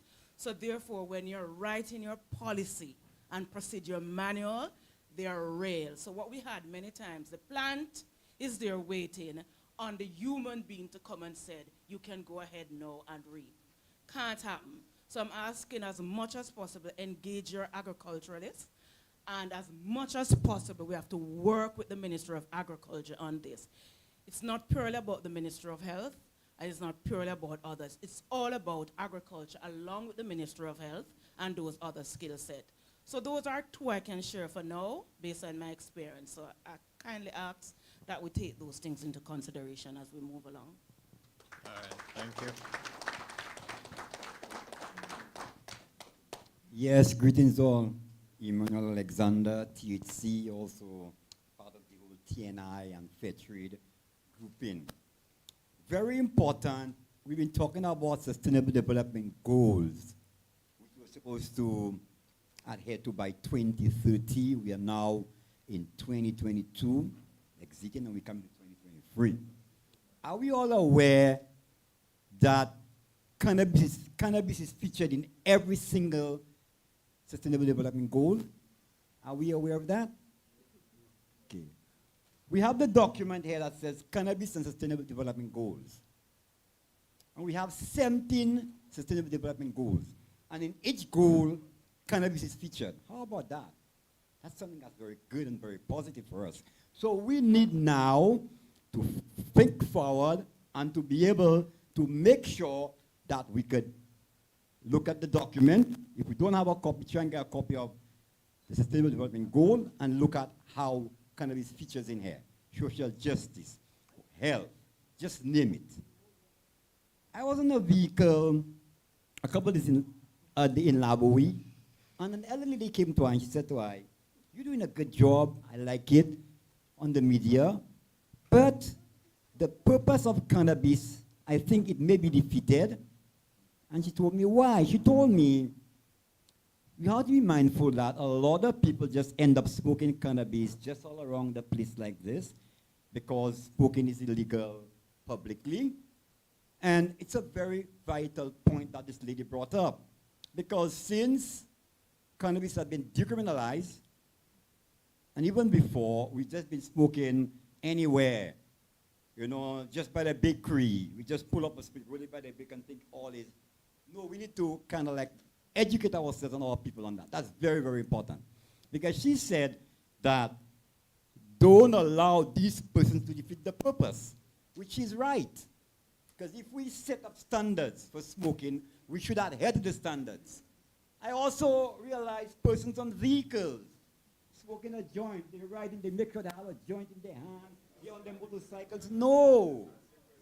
Yes. No, I'm not asking a question. I'm just actually making sure that we're all aware of this stuff. So I think these are the important things for us. That's why we are here. Thank you very much. Okay. Thank you. On the Zoom platform, do we have any questions? Then we'll take Bongo Wisely. All right. Okay. Yes. Blessed good evening to everyone. Give thanks for being here to have this vehicle moving forward. The question I have for farmers and people who have land, who's willing to farm, and also have some place where they could maybe have a little coffee or, you know, what are the standards of the different licenses to with that one individual in having 2 licenses, or maybe you could plant and still have somewhere you could distribute your own stuff. So kind of wondering how does that operate? If one person having 2 different licenses, or how do we go about doing that? And the next question is, it's like, I was in Jamaica recently, and in order for me to get a smoke at the Kaya's Herb House, I had to go register. So the individuals who have these outlets where they will be selling to the public, is there any form of registration or these kind of things, kind of a little concern, you know? We want to know if you could just sit there and just have your weed and sell it, or if you have to register, or how does that work? All right.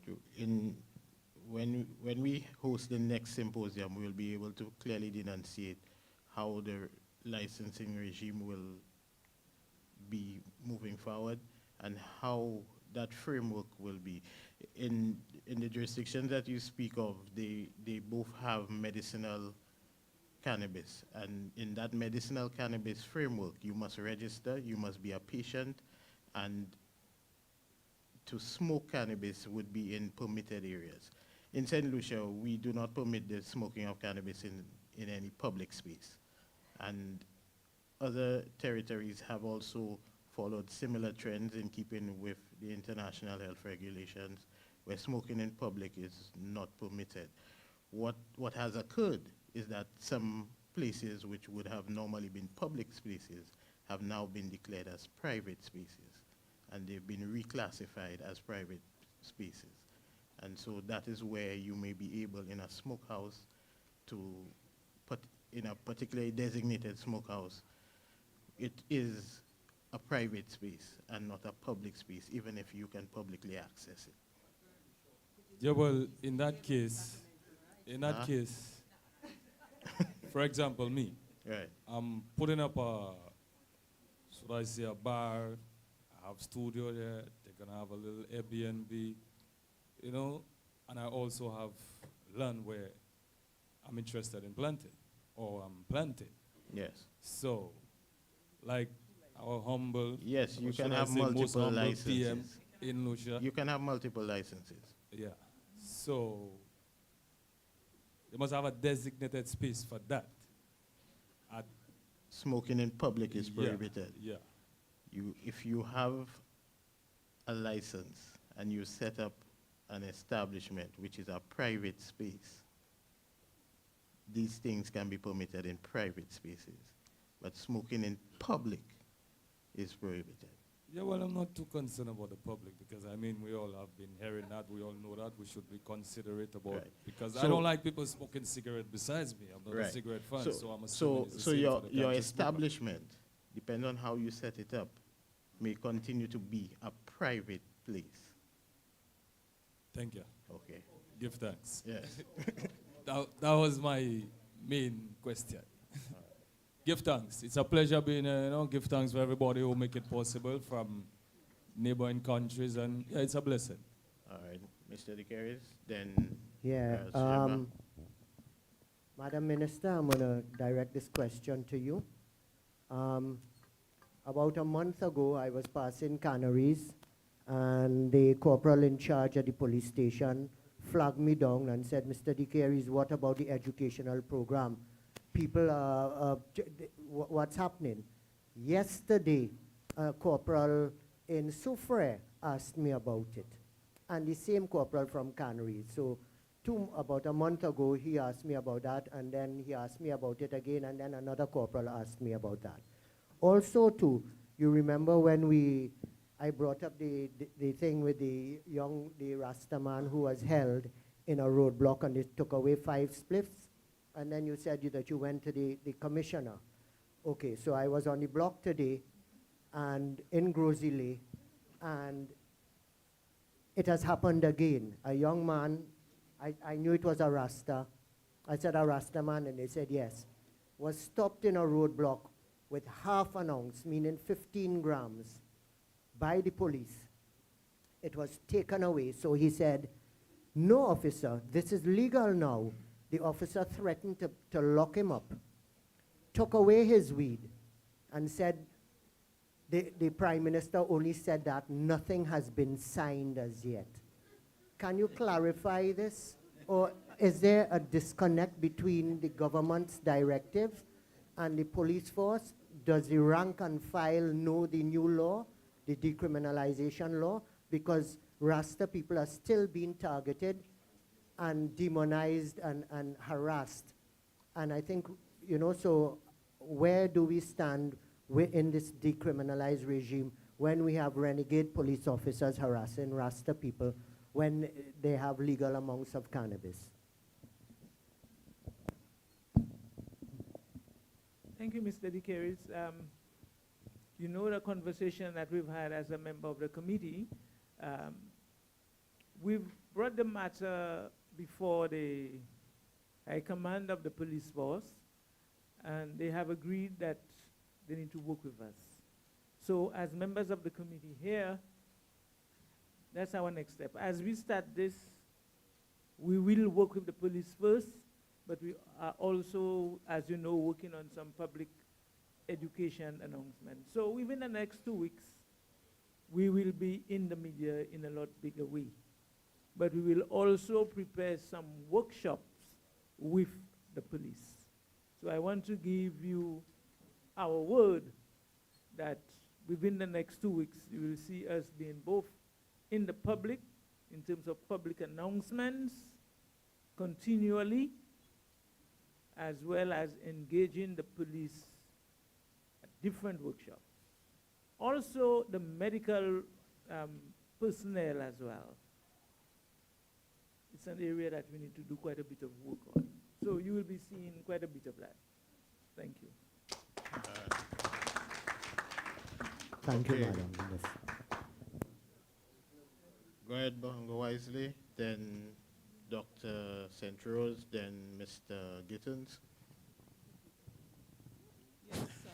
Yeah.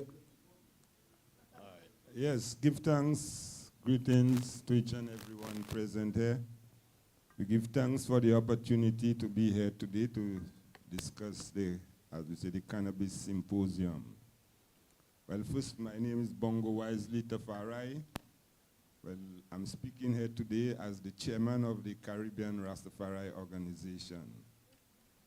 Now, when we speak of Rastafari, a lot of people sometimes get carried away and say all kind of things. You know, feel well, Rastafari is just people who put locks or just smoking weed and so on. But Rastafari are the spiritual, mental, and intellectual children of the Most High. So we are not just anybody out there, specially chosen, specially called to perform such a mission.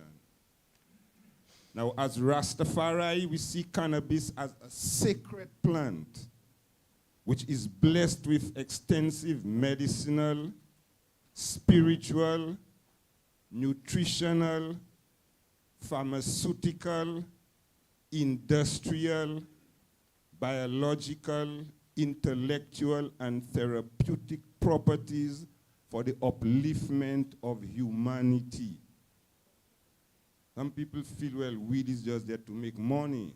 No, weed is there also for the upliftment of humanity, not just to make money. The money aspect is pertinent as well, but it is not the only factor. You know, so as Rastafari, we realize, we give thanks for the reform, the cannabis laws reform, which is taking place all now, and we embrace it fully. But we have to realize that cannabis, from since 2737 BCE, before Christ's era, the Chinese had already identified cannabis within their pharmacopoeia. And it's because of the importance, especially the medicinal and therapeutic aspect of the cannabis plant. Today, we are in 2022. The American government under Richard Nixon was responsible for that prohibition on the cannabis plant today. And as Brother Martin said, the prohibition, we all know it had no scientific background or basis. It was strictly racism and colonialism. That is why the prohibition was placed on the cannabis plant. And today we have, with all the reform taking place, all we hear is, yeah, for medicinal purposes alone, we do this and that for medicinal purposes. Now, to be on Schedule 1, that produce, meaning is a produce which has no medicinal value. And cannabis is still on Schedule 1 today. And yet we hear all the governments, yeah, we're legalizing for medicinal purposes and so on, and this sacramental, you all cannot sell it, this and that. You know, sacramental is very limited. I give thanks today, I heard that, you know, that sacramental is now being embraced, you know. But as we said earlier, the cannabis is part of our holistic livity. It's part of ourself as human being, you know. But people try to just use it for, well, it has all its purposes: industrial, therapeutic, psychological, spiritual, etc., you know. So what would I like to see, you know, the task force and whoever, even I give thanks for the presence of TNI, yes, who've been doing a great works. I give thanks for such works. We are not there to see the decriminalization of the cannabis plant. We want to see the legalization of the cannabis plant. Because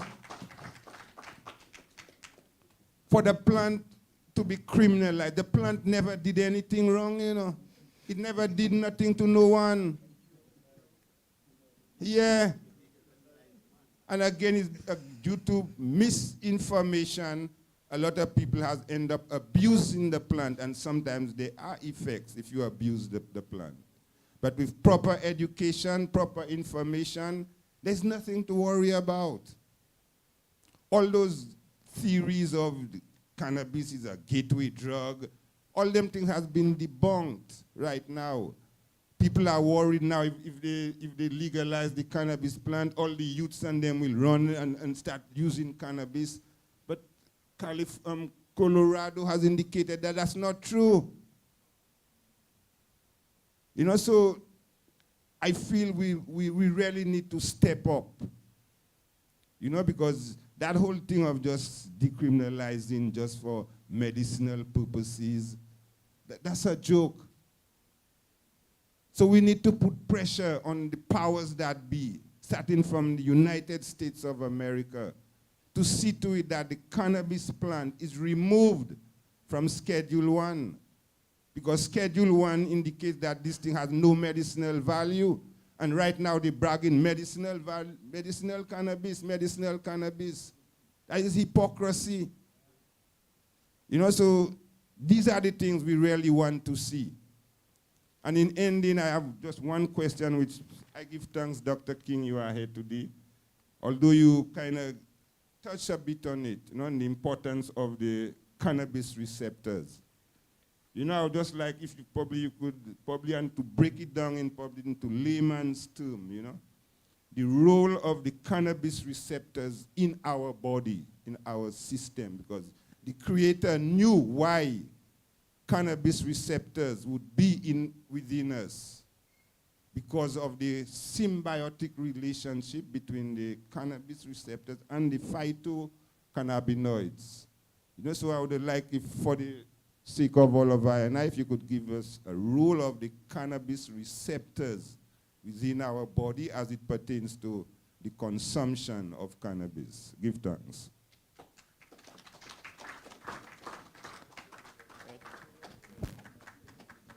Thank you, Bongo Wisely. And in fact, before I say something short about cannabis receptors, I would like to refer you, I think it's to, and you mentioned it, Vern, under the, I think the Jamaican Ganja Commission report, there's a legal opinion in there about the importance of Rastafarianism as a religion, recognized as a religion, and how the United Nations overriding Charter of Human Rights recognizes the spiritual, religious rights of a people.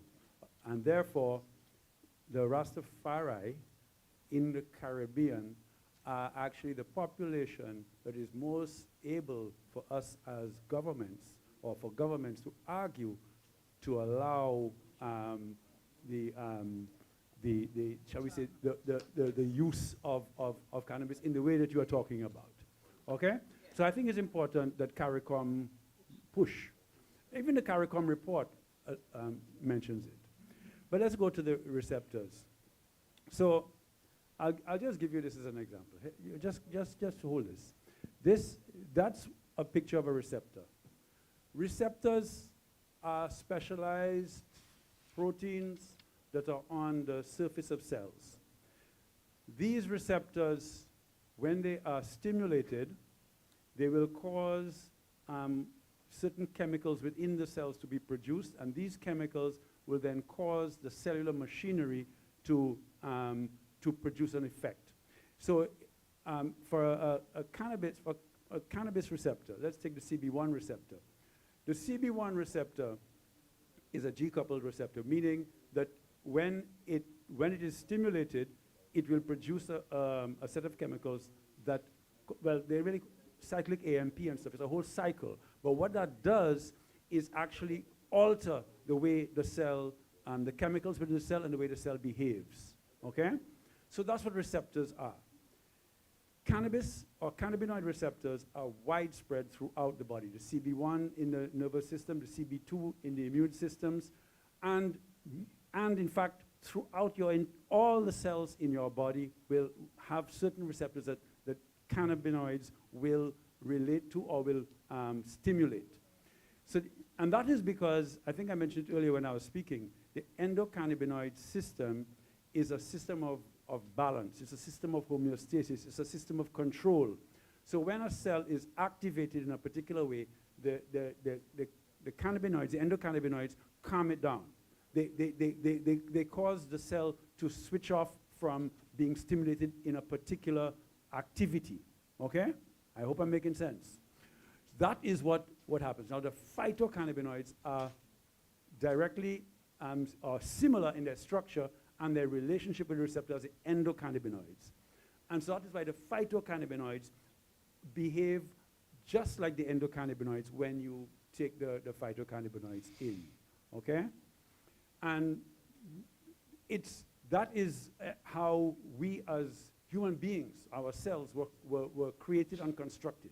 They were designed that way, and they function that way.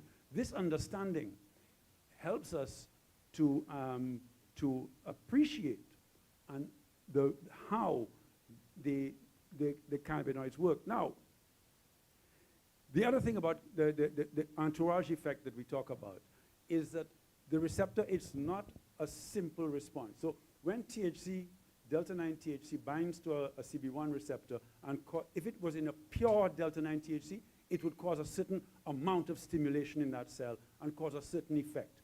When there are other cannabinoids, what happens is those receptors get bound by more than one of the cannabinoids, and it alters the way that THC works. That's why the entourage effect is different, is alters based on the types of chemicals that we have, which cannabinoids we have, which terpenes we have, which flavonoids we have. All of them work together to cause a cell to behave in a particular way.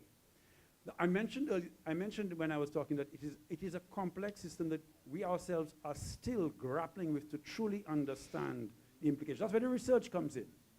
So that is why different products, so for instance, a particular plant that has a particular set of chemicals in a particular ratio will cause a particular effect, which will be beneficial for a particular medical condition. But that same formulation may not work well for another ailment we're trying to address. So what you're finding in the research, we need to see how we can best design or develop products that stimulate the cells or cause the cells to be stimulated in a particular way to cause the kinds of effects we truly want. You with me? And it's I think as we go forward, we're going to learn much more and as to how we can use this plant for health benefits. But to do that, we need the legal regime to do the research effectively, right? That's very important. And I just wanted to mention on the recreational side, you know, as doctors, we need to, and I think we all know this, human beings are not just physical beings. We are emotional beings, we are mental beings, we are intellectual beings, we are spiritual beings. So when you look at a human being in a holistic way, or when you look at a community in a holistic way, and you're looking at how cannabis should be regulated in a holistic environment, it changes the conversation. Because it's not just the physical effects of cannabis that we are talking about. It's much more than that. And your intervention allows us to mention that. Because cannabis, like any product, is more than just a physical reaction, okay? There's an emotional, there's a mental, there's a spiritual, depending on you and your relationship with this plant and your understanding of it. That is why, in fact, Rastafari's use of cannabis is often very different, and the effect is very different from a non-Rastafarian use. Look at our youth. You look at our Rastafarian youth in St. Lucia and how they relate to cannabis to how a non-Rastafarian youth relates to cannabis, and you see a big difference, right? That is the understanding of the plant, that is the understanding of, and the appreciation of that relationship.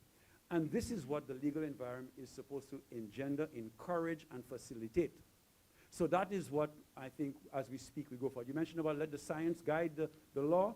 Yes, but the science is not just the hardcore physical medical science, it's also the social science. It's for want of a better word, it's the spiritual science, right? So as a people, I hope that we can be wise enough to design our regime in that manner. But thank you for your intervention. All right. Greetings. First of all, let me thank all the presenters. Most of all, Sister Emma, give thanks for everything you have been doing for us so far, right? Vicaris, you have carried the battle for many years. Give thanks for that. And Brother King is just like one of us. Based on what was said here today, quite a few has been said here. And my word is really a caution for us at the local level.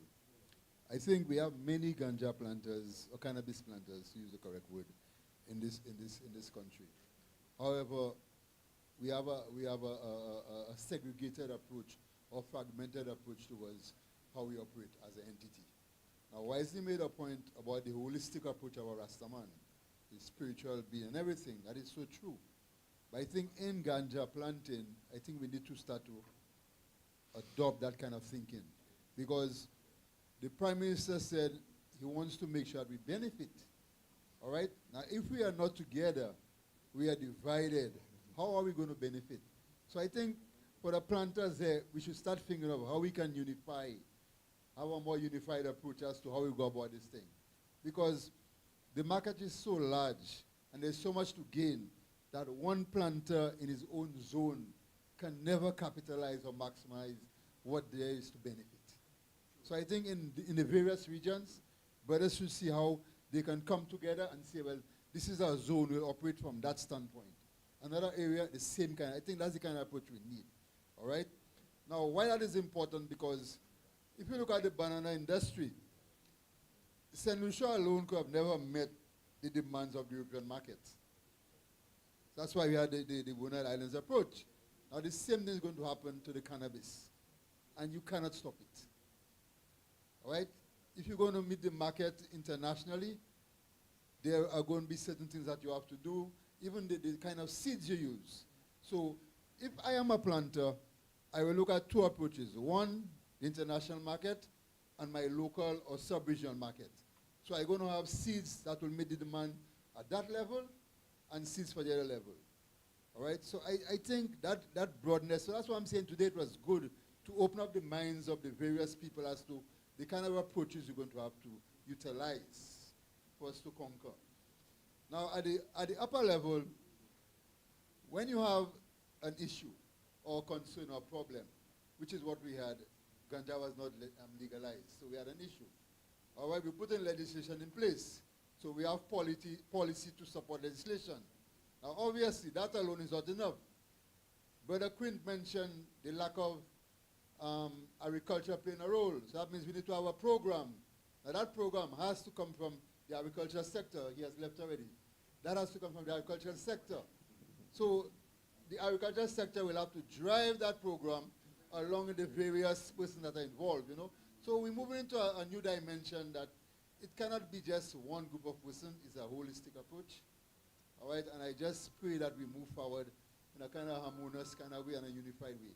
There's a lot more to be said, but I think that was important for me to bring out. All right, thank you. Dr. St. Rose.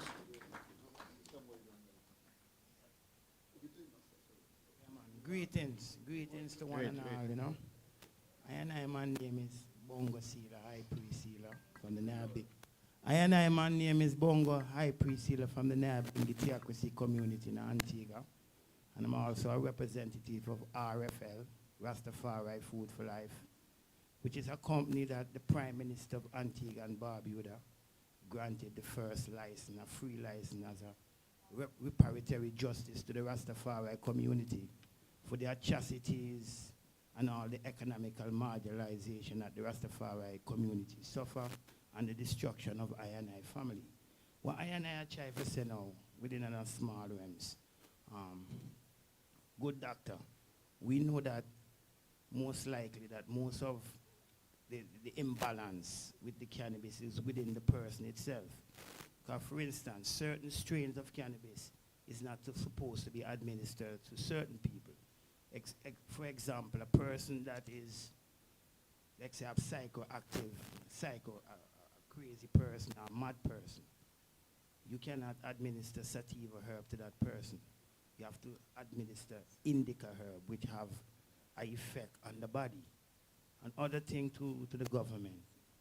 In Antigua, the Rastafari community, as a human rights, as we are considered, our elder King Frankai had a constitutional motion within the constitution he's passed and give Rastafari as a right to a religion within the constitution of Antigua and Barbuda. So when we as the church gather, even in the public, I will ask how it go in St. Lucia. Is the church can carry out smoking when we gather together with people as to carry out Nyabingi? Because we are allowed in Antigua, in our space, I not say for go among other people, but when we want to carry out the churchical administration, we are allowed to carry on our sacramental use. How it goes in St. Lucia. Blessed love.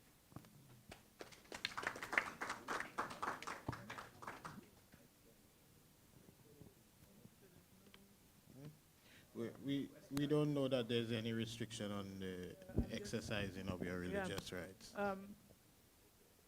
I am not certain for the Constitution. We don't have any particular specific clause for Rastafarian in the Constitution at present. But I believe there are certain things that are allowed to happen even though it is not prescribed in law. Because I do not, from my memory, I need to correct me, our local brethren here, I do not believe that the police usually intervenes, even without any of the changes in the current legislation. I don't believe if you are in your own space, I don't believe the police have ever interfered in that section. So you have to guide us on that, I'm not sure. They've not.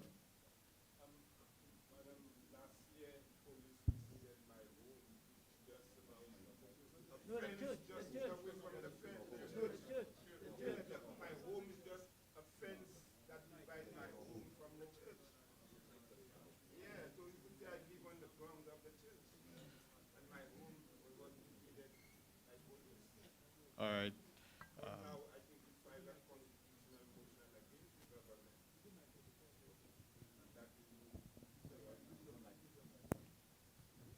Yeah, I was saying, well, as you said, Madam Minister, last year the police invaded my premises. Both me and my son was taken down. And presently we've filed a constitutional motion against the government. The hearing has gone, but the magistrate who was presiding over that thing, he said he had go through the final stage and all is left is for him to deliver the judgment. That was around December last year. All now, when I inquire, we heard that he was transferred, taken away from sent to criminal thing, and up to now, nobody can hear what become of that judgment. So there's still a lot of atrocities going on, madam. All right. Dr. Centros? Yeah, thanks very much for this symposium. And I say thanks very much for the symposium. And, well, persons have already thanked people like Pancho, Dr. King, and, you know, the cannabis movement and Rastafari for keeping things going. I just wanted to mention the fact that I was on this commission which, you know, was disbanded in 2019. And just about that time, we were about to put the list of persons who were imprisoned for marijuana to be expunged.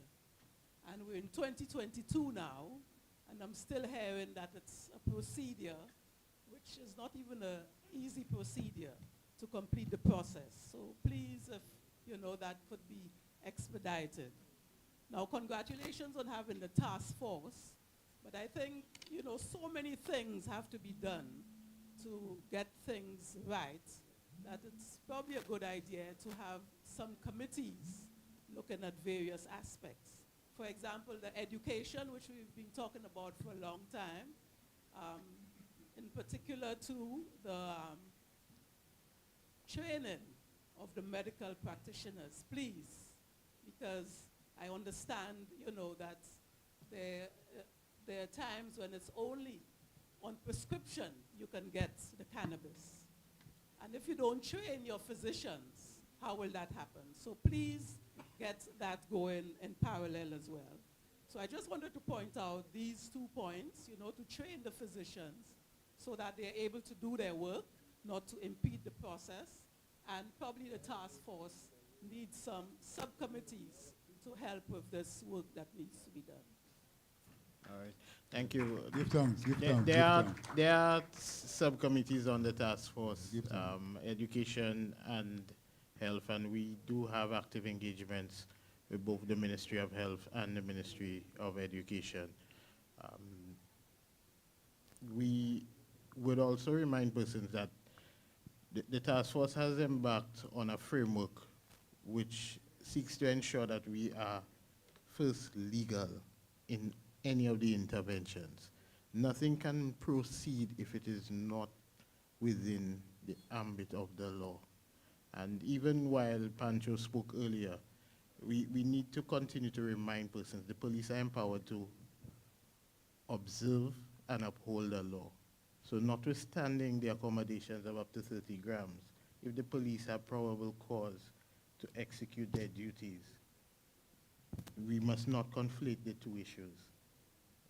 Even if you have a minimum amount of cannabis on your person, that may not be the only reason why the police may stop you in the execution of law enforcement activities. We do intend to have the police present at our next symposium, and so that persons can freely engage with the police so that we can explain some of the issues in terms of law enforcement. Give thanks. Yes. Rastafari.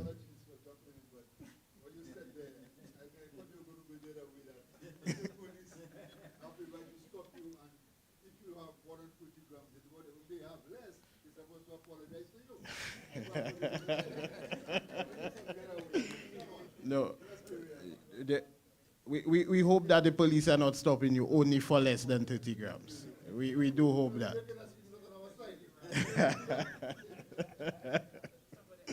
Give thanks. Yes, go ahead, Mr. Yes, Gittins. Ansem Giddens from the Metrology Department of the St. Lucia Bureau of Standards. I heard the Honorable Prime Minister talk about measuring carefully in the cannabis industry. And from my department's perspective, one of the things we're concerned about is the actual buying and selling of the cannabis product when the legalization is there. We know that people use small scales to actually sell their marijuana, and the issue of the 30-gram limit comes into mind. And from our perspective, what we like to see is that people start using legal for trade jeweler scales. Those are scales that actually been approved for use in the commercial transactions, and which the Bureau of Standards can actually seal to ensure that there is no fraud taking place in the transaction. And the same thing can apply to the police too, because at some point you can challenge the police as to how they could determine by looking at the joint that is less than 30 grams or more than 30 grams. Okay, so at some point the police will have to get legal for trade scales to actually be able to do their work. Okay, that's something for consideration.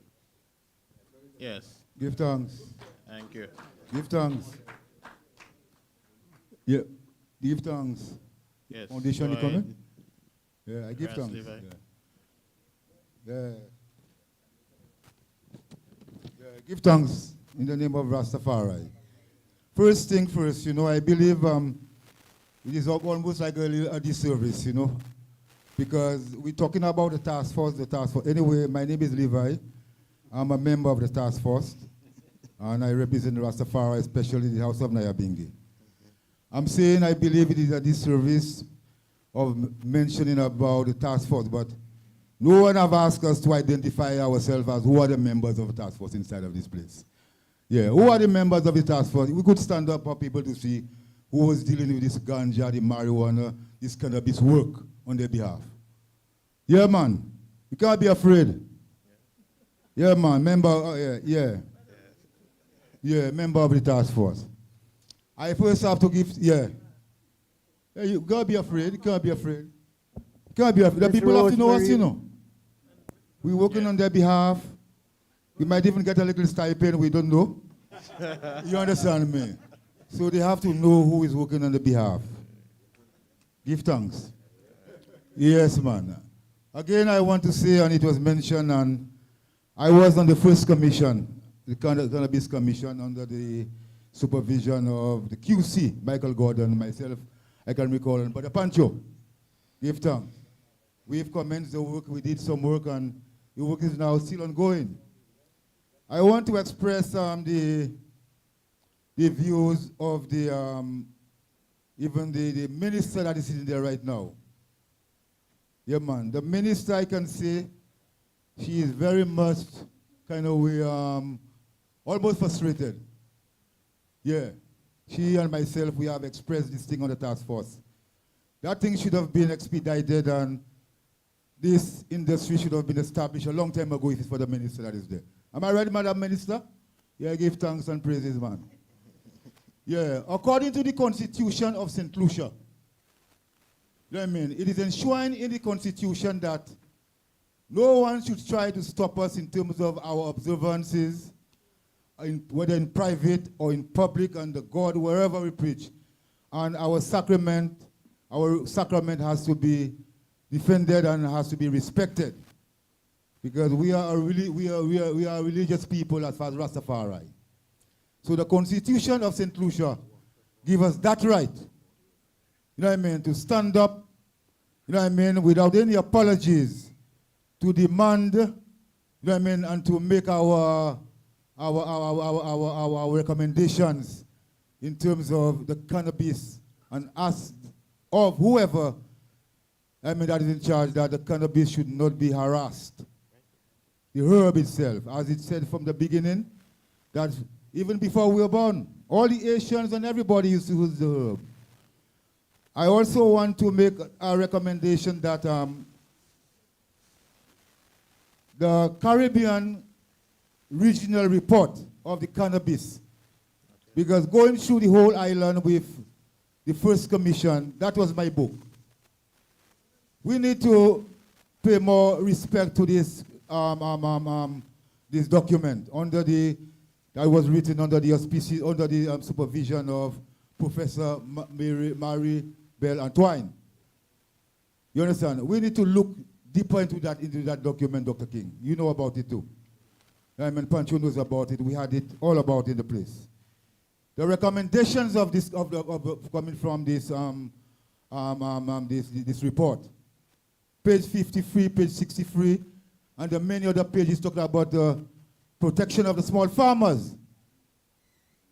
It is telling us about, even before the people who are there right now, the administration, I mean, put all the draconian thing in place, you know what I mean, in order to stop us from using the herb and to penalize us. Yeah, prohibitionist regimes. You understand? You see, and all the reason why they had this thing there, because of fears with the alcohol industry. It is in the document. This document is like a Bible for me, you know. Yeah, but we must get hold of this document, you know what I mean, and to revise and to go through the document in whatever we are doing. The other thing again I want to touch again is to what we talk about the licenses. Those licenses, as the Jamaican people talk about, I mean, exorbitant.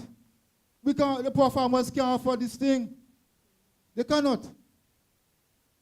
And we're talking about investors coming and mafias coming in wherever countries they are. We cannot afford those things. So we have to look into it, and Rastafari talk about reparative justice. Yes. You understand that? That reparative justice is coming in many forms. Even Sila talk about it, the priest, high priest of the Naya Bingi from Antigua. I mean, we should be exempted as paying any licenses and thing, licenses as far as the herb is concerned. We should be exempted. Yeah, man, and the Prime Minister apologizing to the people. We should be exempted. You understand? Yeah, we are talking about to have a fund.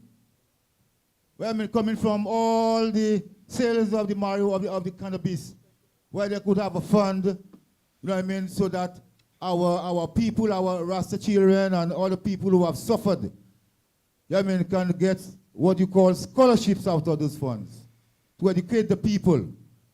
I mean, those people who have some problems in terms of this cannabis illness and whatever, can get some kind of finance to address the medical fees. Yeah, man. So these are the things we are looking into, and we have people right now. We're talking about the whole to expunge all those small amount of herb people are caught with, and they are now languishing at the prison. I also want to inform the people again that I am involved in a chaplaincy program at the Bodily Correctional Facility, that is the prison, where we got enough information from Brother King the last time from the prison, I mean, submitted, but I haven't heard about anyone being expunged for this thing. In terms of names, there's no kind of directory to tell you Jack Brown, Mary Jane, or Peter, whatever, or Peter Pan. We need to have the directory, you know what I mean, visible, you know what I mean, and make it known to the nation, whether it be on whatever website. We need to have it. I also want to mention about those people who are actually, it is a livelihood for them. We have to deal with what you call sustainable livelihoods. when it comes to the herb itself. There are some people in certain communities that I'm aware of. The medical bills is from the herb. To take a vacation to go to the United States or wherever in Ghana, they have to is money from the herbs. The school children, to buy the books and uniform to attend school, the money is for all that is coming from the herbs. You have to see a doctor now. The money is coming from the herbs. So we need to address those people. And they are very much hungry, you know, Brother Vern, as I mentioned to you the last time. There are people who want to see us with those PR, that education program, so that way we could meet with them, discuss with them, they could give us direction and participate in whatever we are doing. I don't want to mention communities, and we know about it. So I give thanks for being here as a member of the task force and our contribution. And it's based on our contribution here, whereby everyone you're seeing inside of being here. Give us ourselves a round of applause for this thing. Yes, yes, yes. I will not take much of it again, because I noticed well, but the foundation or whoever, or Congo Black and those brethren from the Nyabingi House, the Churchical Foundation of Rastafari. I did tell them, you know what happened, and you know what I said to them? We send down the names, but that is not enough. We have to make our presence felt in this house, you know what I mean, for people to know we are the movers and the shakers of this cannabis wood sound that is going on all over the place. You understand that? So I will just end up with a prayer. Behold how good and how pleasant it is for brethren and sisters to dwell together in love and unity. It is like the precious ointment that was poured upon our heads that went down our precepts, even our precepts that went down to the skirts of our garments. As the dew of Hermon, and as the dew that descended upon the whole of mountains of Zion, for the King Rastafari commanded the blessings, even life forever and ever. Blessed be the Most High. The last thing, a question was asked to Wise, I should seal up there, about have the police ever invade our moral institutions? Yes. We used to move all the time, years and years and years, and police used to pass around and nothing. But the same day they entered his premises, his home, the tabernacle, well, he don't live actually in the grounds of the tabernacle. It is just about a 4 minutes walk. They reached the tabernacle. But when they reached there and they saw the herbs there, you know what they did? They left it alone, man. Left it alone. That is tabernacle. The laws and the power and the irids, or the spirit of the Almighty, actually, you know what I mean? They couldn't do anything. And Brother Island was the one at the tabernacle. Give thanks, Rastafari, and everybody in this tower. Blessed Lord. Hello.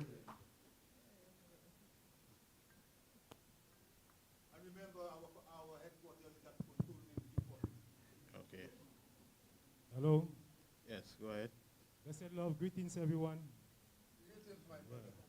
I would like to welcome each and everyone, you know, and for having such a wonderful symposium today, you know, because I really give thanks, you know, for coming here today and seeing brethren and sisters representing such an occasion. Because 40 years ago, that symposium would have never taken place, you know. Yeah, and I give thanks, you know, for the knowledge that is increasing, you know, for seeing the tribulation my foreparents, you know, my brethren and sisters go through in Mount Jimmy, you know. And I see right now that the symposium is taking place about marijuana. I say, well, you know, that is a big hats off for I, you know, because that couldn't take place a long time, you know. And I seen, well, all of I coming here today and making it happen. I give thanks, you know, and Rastafari bless I and keep I in one love and unity, that I could continue, you know, to push on that works, you know, and make it a reality. You know, I wish each and every one there more strength in what you all doing. Keep it up. Rastafari guide I. Blessed love. I just want to say something lastly. It's going to be short. But most of what we've spoken about was focused on the planter. But what about the juggler? All the people on the roadside, where I buy my herb from. That dude there in the purple, Just give me the hardest weed. Okay?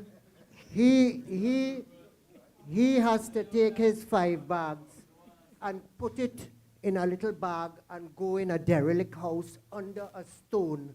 And I have to go there and say, hey, and he has to do that. This is an embarrassing situation. So not only the planter we have to feed, because he's feeding his family. He has little kids that he walks to school every day. He's a hard-working man. He's on the block from 6 o'clock in the morning till 8 o'clock in the night. When people work to 8 to 4 and do their 8 hours, he's doing 20 hours, 16 hours, supplying people who need herb. So let us not forget the juggler. And we have to bring the juggler in this space because he, too, is part of the ganja industry. Because without him, nobody going up in the hills to the planter to get the weed. It's because of him we get supplied our weed. So when we're looking at this space, we must look at the juggler. And as the man from the St. Lucia Bureau of Standards said, we need to move into that space where when you go to buy your weed, it's in a glass bottle so that you could open it up, smell it, look at it, say, give me 2 grams of the Jimmy, and the Jimmy might be high grade, so that it might be at $20 a gram for the Jimmy Red, but it might be $5 a gram for the Piton Gold. Just like how black and white costs more than jewels, so too, they should have herb like that.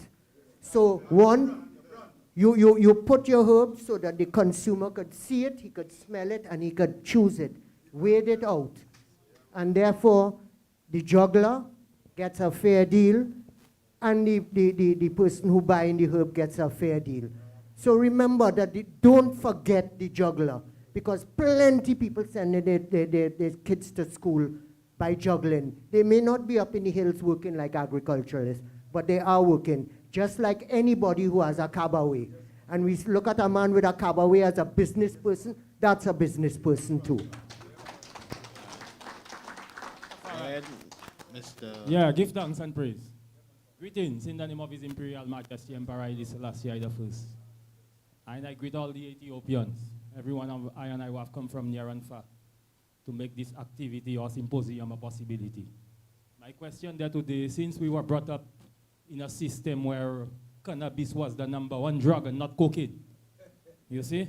Because as a youth, I attended school and we had drug-free day, and then say no to drug, and then the #1 drug on the heading would be cannabis, marijuana if you have to say. And still I see our youths, most of our youths are absent today. So my question today to the minister or Mr. Vern is that will this education or knowledge be implemented in the schooling curriculum? Yes. Thank you very much. Good night. Good night to everybody. Good night to everybody. Yes. I have a simple question. I heard earlier on you mention about getting licensing for who want to have it in a shop, who want to export, who want to cultivate, license for cultivating, right? I see that's a very good thing, right? But I would like to know how soon you're looking at that, because we're talking about that in 2022. I don't want 2023, 24, 25 come and nothing being done. You understand? So how soon are you looking at that? Well, we have a commitment from the Office of the Attorney General to have the draft legislation before the end of this year. And before that, there will be an interim step with enabling legislation, which we hope should be available by our next symposium. And so, when is that going to be? The next symposium will be on the 30th of November.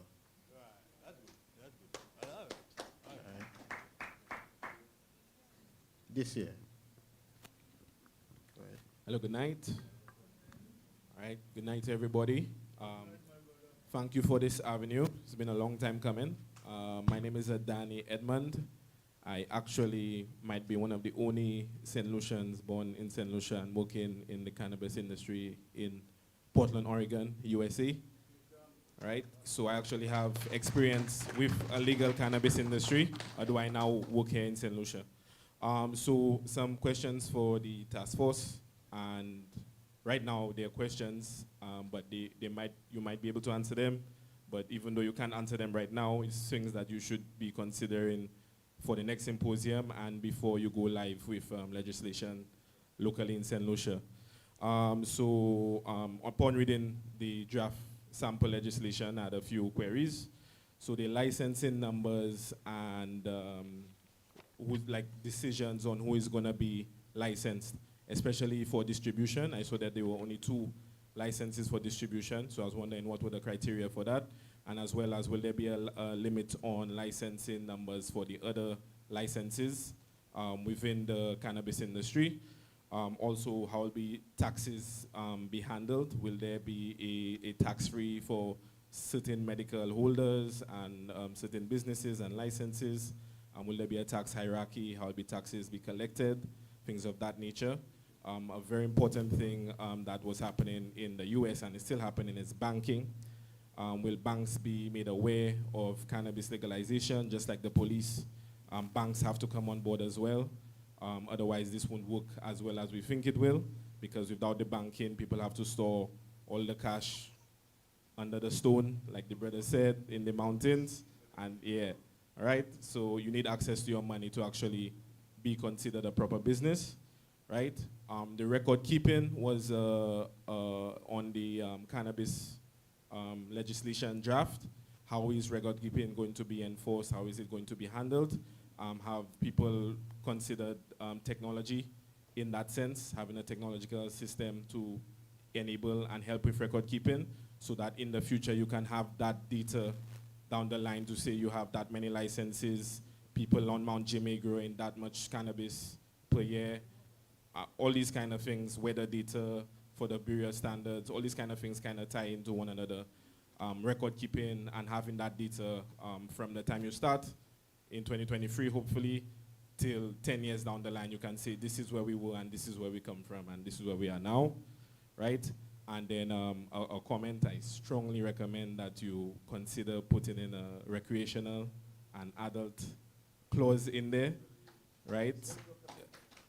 Mainly because right now it's decriminalized, but when you decriminalize, you assume that everybody who is using cannabis right now in St. Lucia is doing it for medicine, which we know is not really the case, right? And then we assume everybody who's growing their 4 plants at their home is doing it for medicine, which is not really the case. So, since we are very smart individuals here and we know that's not really the case, we should put something in place that at least everybody can benefit and say, we understand that people are doing this for recreational use, and these are the taxes related to that, and so on and so forth, and make it easier for those people, right? That's it for now. You can answer. All right. Thank you for your questions. Some of them are live issues which are currently being dealt with in the framework, and by the next symposium, we would be able to share with you how the licensing regime and what the regulatory framework for St. Lucia will look like. Any other questions? We note there were a couple questions in the chat and online before we go to Prophet Alem, and he may be our last. You have another? Okay, so we'll take two last persons. Go ahead, Prophet Alem, because we don't see anything in the chat as yet. Blessed love again, give thanks for life continually.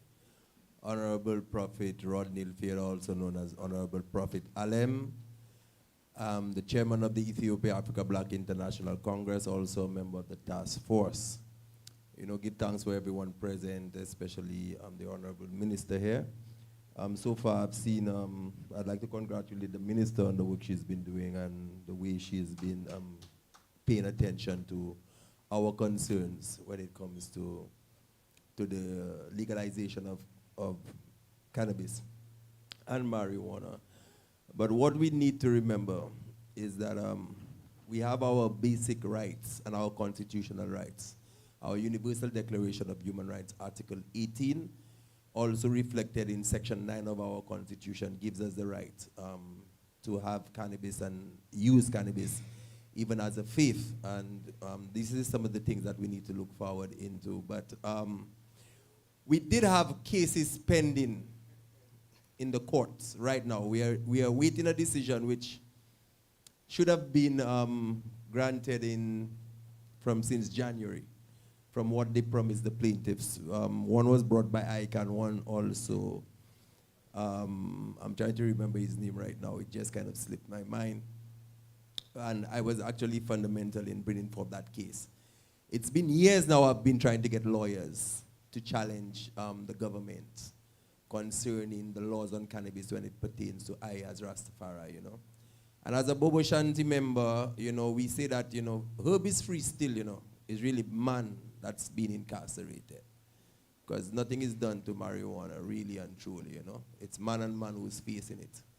And give thanks for what they have put in place when it comes to us being in possession of 30 grams of cannabis and not being arrested for such, you know.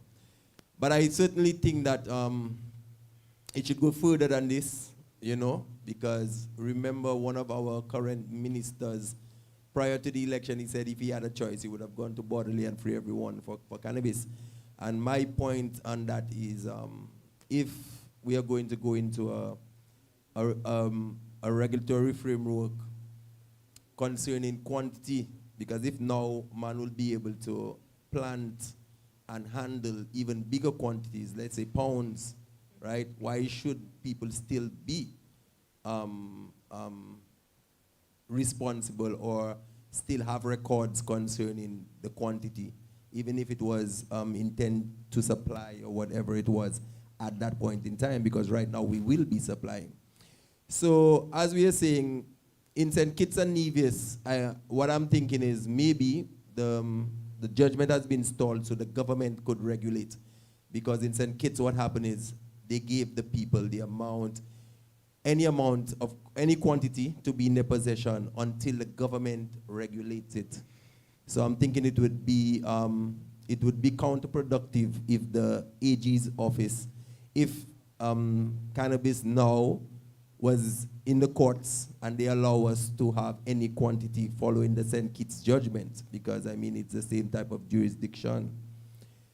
So what I'm saying is, what I asked for as being a part of the Cannabis Task Force was that we change not only the law, but we change our mentality towards cannabis.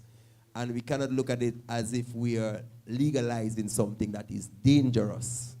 You understand? Which I get the feeling from most of our society that they are legalizing something that is dangerous to the people. You understand? So our mentality has to be changed. I mean, we give thanks for everyone being present, and we know that we don't have much time. So that's just what I'm going to add to it. Blessed Lord. Thank you.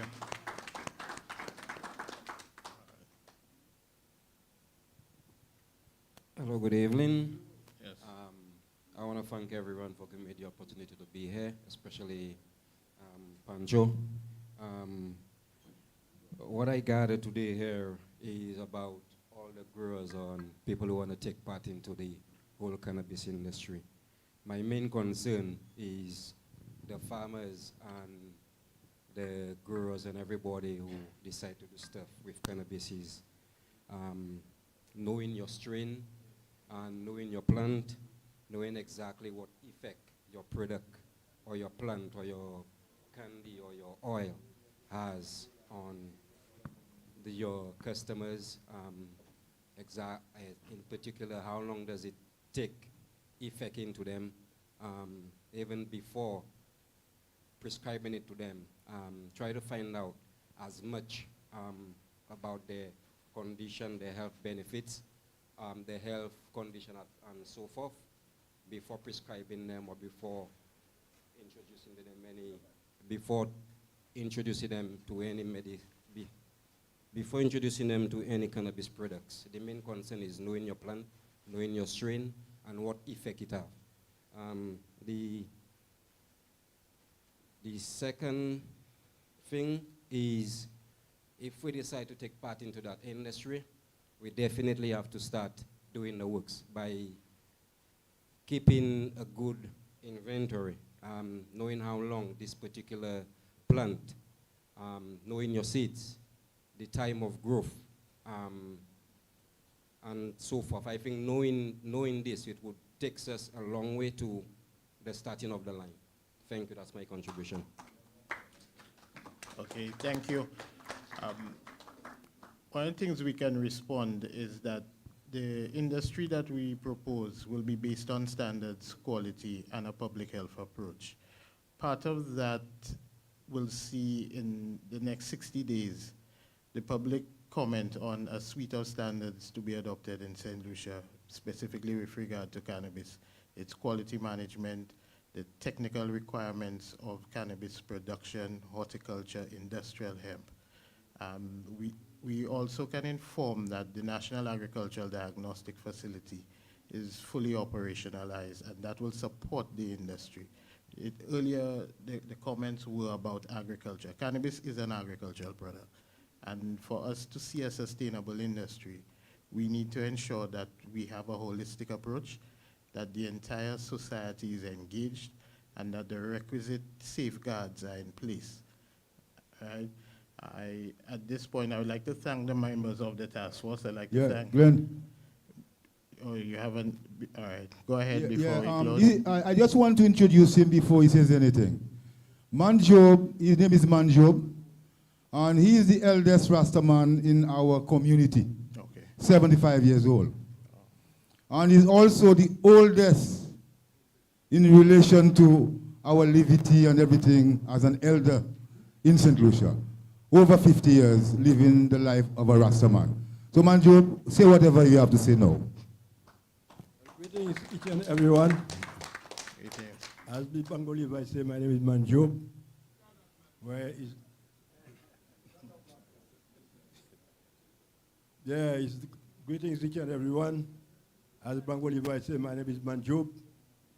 It's good to be here today to see what are taking place about the marijuana, because I'm been in marijuana from 1969, and like it's not things that still happen already, even between my man and myself. In this time there, I see it taking a step, and it might be a positive step or Rastafarian. But marijuana never been a plant like to say that is a thing that dangerous as they have it, because it's just a plant like any other plant. But they've been have marijuana as a dangerous plant and putting man in prison and holding man for marijuana. So I think it's the time to free it up, because it's always been free. But what I'm asking for, and I really want, is like Rastafarian is supposed to pay no kind of money for no kind of license for marijuana. So, I mean, Rastafarians should get a reference to be have a free license for marijuana. I would like to see that happen, because they are the one that bring all the pain for all the time and arresting and criticize and say they are madman because they smoke in marijuana. And now they want to use marijuana as a medicine, so they could definitely see what Rasta was saying is true. Because Rastafari is a italivity, so you use herbs. And marijuana is a part of herbs. Marijuana is something Rasta used to make tea with it, cook it in the food, smoke it, do different things with it. So give thanks to free up the herbs. I will have that.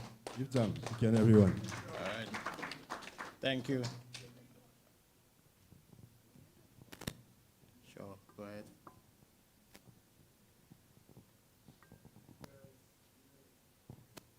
Give thanks. Thank you so much for the opportunity to be here. My name is Laren. My husband and I co-own Philo St. Lucia. We make about 40 different products, and 10 of them we've been developing in anticipation for this legalization. The brief point I wanted to raise is that our colleague from the United States raised the point that in a matter of about 2 years, the state of Colorado, which was the first to fully legalize in the United States, was able to have basically an infrastructural revolution. The standard of schooling in Colorado skyrocketed so that it became a model state. The roads got better. Just an absolutely dynamic number of changes were brought to the state of Colorado that all the citizens were able to enjoy, whether they participated in the cannabis industry or not. One thing that I've heard very little about is how the raging bull, shall I say, of revenue that is going to come from the full legalization, how that revenue is going to be channeled and used.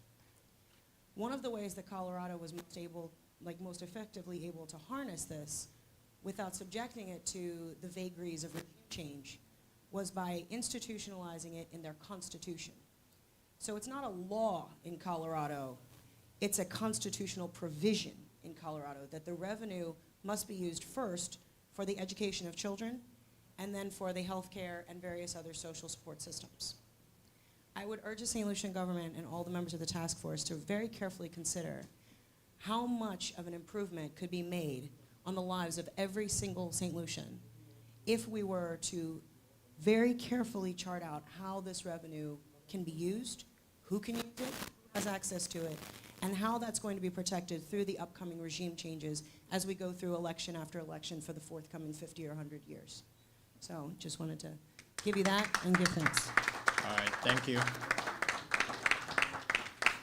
So as we draw to an end, I would like to thank everyone for their attendance here today. We would especially like to thank the Honorable Minister for her support through the task force, Dr. King, Mr. DeCaries, Dr. Marshall Emmanuel, Ms. Aziz, and Ms. Hanson was left for their presentations on the task force. We'd like to also thank the representatives of ICA, the Ayanola Council for the Advancement of Rastafari, the representatives of the Nyabingi Foundation, the representatives of the St. Lucia Cannabis Movement, the representatives of the Ethiopia Africa Black International Congress, the representatives from various ministries and the public and private sector. We'd also like to thank our friends from the NPC, CPC, who've been here giving us support. At this time, I'd like to just thank everyone, and we look forward to meeting with everyone again at our next symposium on the 30th of November.